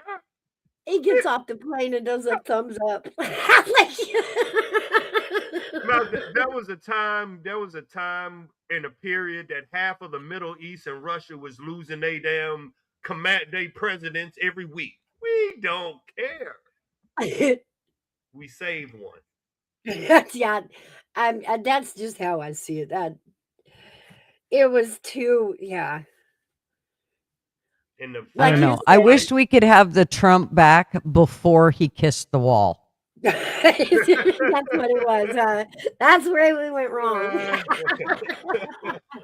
No, I'm gonna tell you what Mouse is saying, and I'm gonna put Mouse on the hot seat. Uh-oh. To me, this is a direct, and I know Trump is that, but this is a direct reflection of his vice president. To me, where is he at? Where the fuck is he at? Yeah, He's on vacation with Erica. Mouse, see? Mouse. I told you. If, Same if thing. that's all the controversy he could take, if That's that's what what made him back up and shut up, was Erica rubbing her hands through his hair? If some bitch put her hands If in that's Marv's hair like that, she would come back with a stump. fair, okay, but if that's all it took to make Vance back up and shut down, Yeah, he is. then he is not near as bulldog Nope. as we had him pegged for. Mm-mm. Because I mean, He is not the next president. no, if that's what it took to intimidate, to intimidate him Woman. was just, A woman. a funny scandal of him and Erica. If that's what intimidated him enough to shut down and shut up, because we haven't heard shit from Vance. We are hearing a lot of Rubio and Hegseth, Mhm. blowing some air, but where is he? Since that Erica hair thing, we haven't heard shit from Vance. And like I said, if that's all it took to intimidate him, he's not our guy, because it's going to get way worse on him to run for president. A lot more scrutiny. You don't think Yep. he was ducking that Candace stuff also? He was ducking that also. I think in the realm of things, that was, How they were fighting, he was like, "Let me duck out of this shit too." I think he should have ignored that. Mm. That's what he should have done. It shouldn't have been. I think he should have not made himself a Hollywood star when Charlie Kirk died and made himself the savior for Charlie Kirk's wife. That probably would have been a start. Why Trump and him had anything to do with Charlie and that whole thing, and why Trump was the one to tell us Charlie died, and I still don't get it. Trump, he's never told us about anybody else that's died. There's been lots of politicians that have died. He's never come out and went, "Well, I'm really sorry," but Not one that led his campaign as hard as Charlie did. Like, we But all know- regardless, it's not. I mean, Charlie was not. I mean, he was a religious, basically, person. That's what he Right. was. That's what Right. his. I mean, politics just came into it almost. Well, now I realize that it came in a lot different. I think there's other countries involved and Yeah. all kinds of shit. So, Israel, yes, Europe. let's go back to Trump kissing the wall. Let's just point that out there. And So G, are you that saying makes this me is very beneath- leery.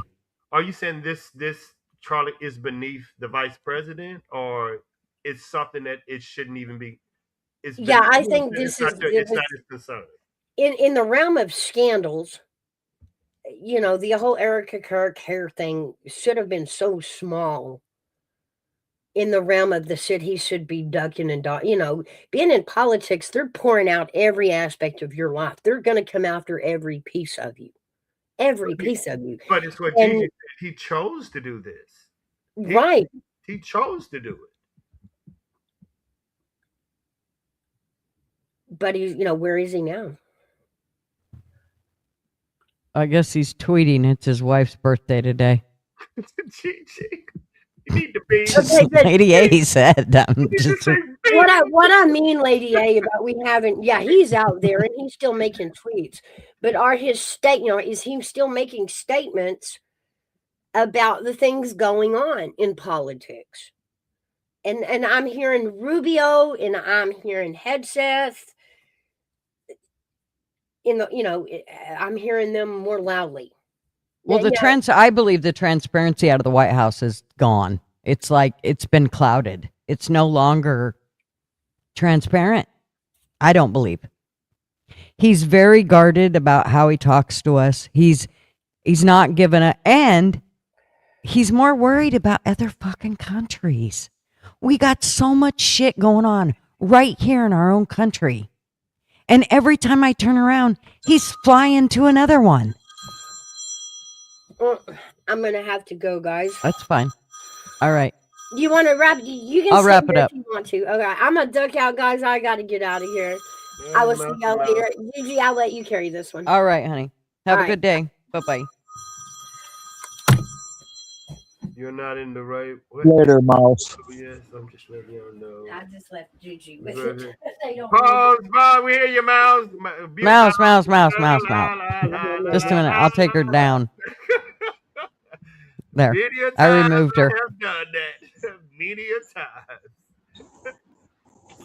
So you believe when he put his foot in this situation, it might hurt him in the present for the next run for president?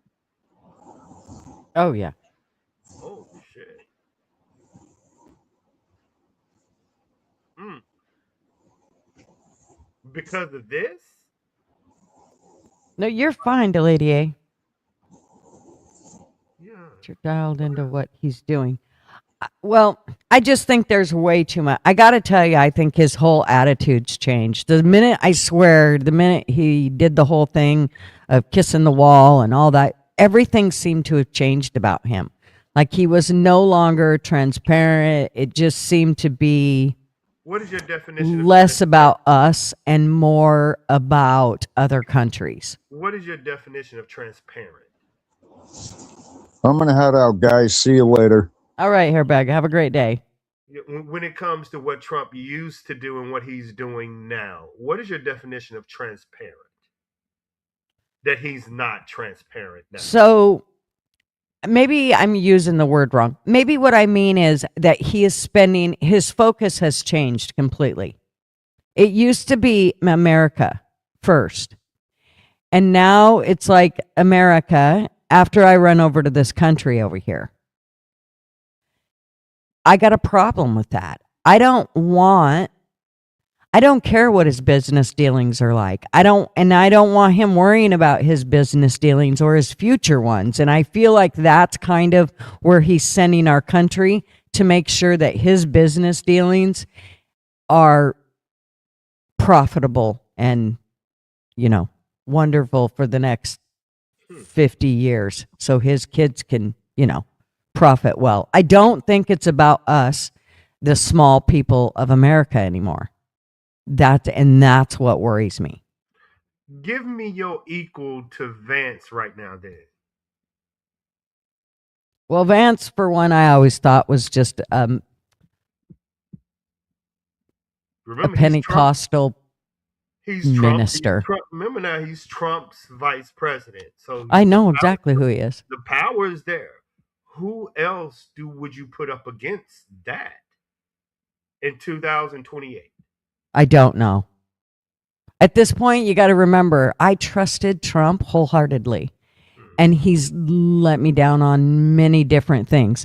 Let's start with the Epstein files. He's the president of the United States, and yet we still don't have those files. Why? But wouldn't you put that on CIA or? No, I put it on Trump. Trump's their boss. He decides what goes and what doesn't go. He's been the one that decides regarding what country he's going to go to next and what deals he's going to make with them. He decides whether he's going to take out a president from a country or not. He decides all of it. Don't tell me he can't decide whether some files can be released or not. There's no way. He said release the files, and out of this almost the same breath, Pam Bondi said, nope, we're not releasing them. Well, that's your boss. You don't get to tell him no. If he says release the files, you release the files. That was all planned. I'm going to say to release the files, Pam, and you're going to say no, and that will fix it. I'll earn their trust back again because they'll go, well, Trump said release the files. It wasn't my fault, Pam, she got her own thing. Blah, blah, blah. No, bullshit. Oh, you want the whole party flipped upside down, Gigi. Oh, the whole party is flipped. I mean, come on.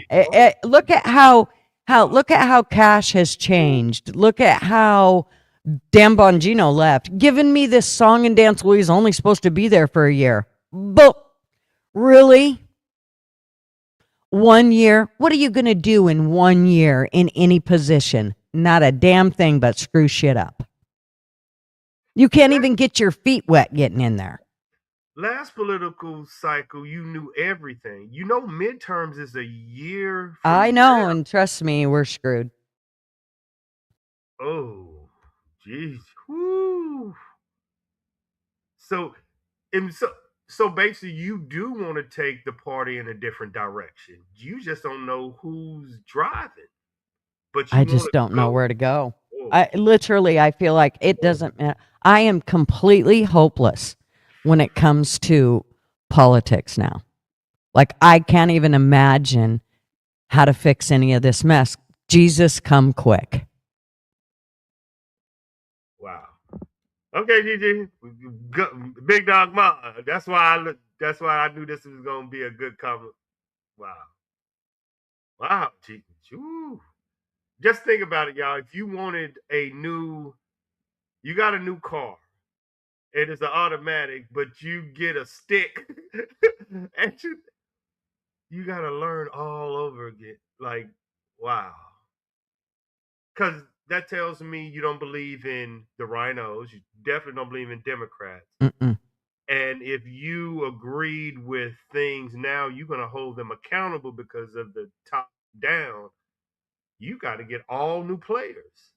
Well, here's the deal. When Trump came back into office, I thought, okay, he's doing this right. This is exactly what I wanted. I wanted people that weren't necessarily politicians to get in there. I wanted people that rubbed elbows with the rest of us, that, they had conversations with us and they knew what we wanted as Americans. And so when he put those people into place, I thought, this is going to be good. And within about 5 minutes, every one of them was bought off, and you could see it. You could see in their body language how everything changed. They weren't relaxed no more. Now they're held up against. I mean, that a talk was had and things were said and agreements were made, and it was not to the positive of the people. It was to the positive of them personally. If you do this, we'll make sure you're in the boat with us. You can be in the club.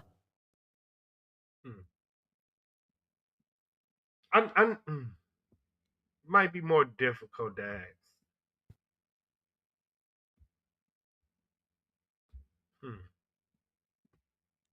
Exactly. We were told. Remember his last 4 years? He listened to us. When we said, this is what we want, Trump, within a week, he was making shit happen. Now we say, this is what we want. He don't even acknowledge it. He's too busy in fucking Israel or somewhere. He's too busy doing something else for some other country. Everything we say is falling on deaf ears now. I mean, I do not want a president that goes, well, I'm going to do what's for the good of you. I'm your parent. Just listen to me. I don't want that. I don't need that. I need a president that works for me, for what I want, not for what he wants. I know midterms is coming in 2028 is coming. If I asked you this question last year, and I'm gonna ask you it again. If you had to vote for a politician or a business person, who would you go in midterms? I would still vote for a business person. If I could get rid of every politician that was here, but now I feel like he's swapped. He's went from a businessman to a politician. I hate that. Because I mean, I was a Trumpster, dude. I gave him everything. I got a shirt on right now, man. It says, it literally talks about let's go Biden, and it's all about Trump and what a piece of shit Biden is. But let me tell you that actions speak louder than words. If you change what you're doing from one way to the way you were doing it from before, well, it's going to change my attitude about you. I mean, it's kind of like if I'm a bitch, it's because of you, how you are, not because, I mean, I can be the nicest person in the world, but if you're, being an idiot, well, then I'm going to be the bitch you need to see. I feel like where Trump's concerned, he told us a certain way 4 years ago, and he led by every one of those things he said.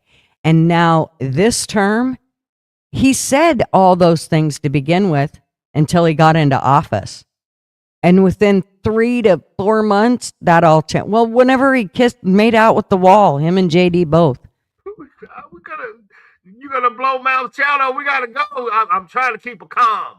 Congress. But I truly believe that is kind of what I mean. It just kind of changed from there. I do believe he has changed. When you ask me who I would have to vote for as of right now, I would have to pick the lesser of two evils, and it would be JD. But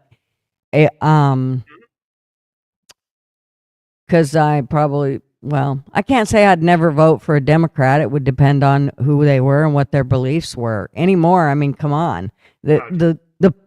The sides have changed completely. What used to be Democrat is not Democrat anymore. It's not, I mean, think about JFK back in the day. I mean, that's completely different than what a Democrat is today. That's why I had asked you, will a ground roots politician ever be, with all the money, you know what I'm saying, the people want the businessman with $1 million to run against a seasoned, with that grassroots politician that you want, that can't be bought talking this shit ever.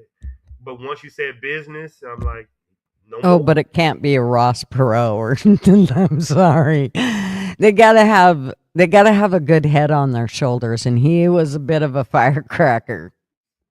JG, you should run.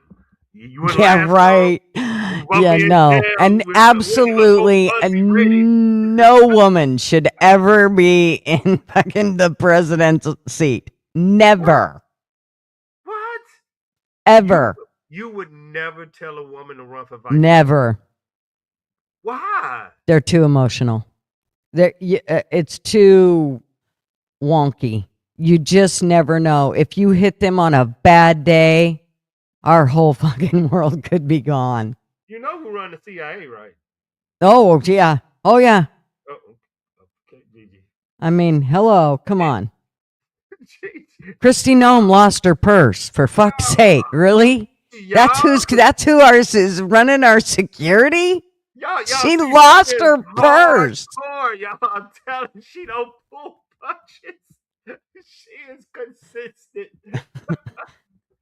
I love how people just try to forget about, like, sir, just overlook that part. Just overlook. It's okay. It's okay.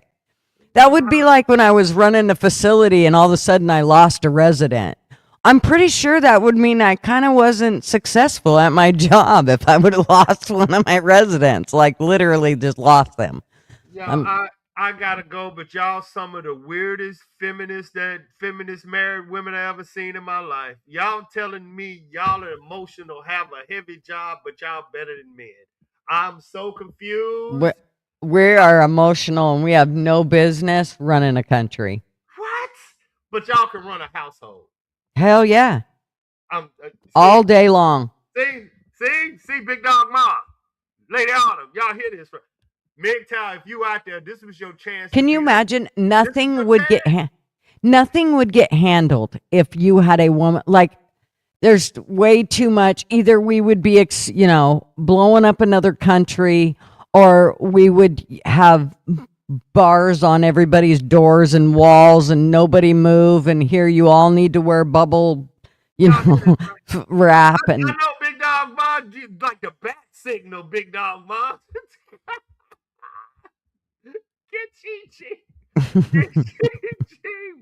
Women, I got you, Mouse. Women are the best, and they will always survive. Long live. Oh, Mouse will tell you that is so not true either. I'm telling you right now, Amy. All right, you guys. Well, yay, I guess I'm shutting Mouse's channel down for the evening or to the day. Y'all have a fabulous Thursday. Thank y'all for being here. Glad we got to hang out. Glad I got to hang out. I was just going to come up and say hi, and here I am. Anyways, I hope y'all have a fabulous Thursday. I don't know if I'll be doing Coffee Club tomorrow morning, but I will definitely be doing tomorrow night. It just all depends on how my day goes. So, yeah. I hope you all have a fabulous Thursday. And thanks for hanging. Love y'all. Bye. Oh, cancel. I almost ended it. I almost left without ending the stream.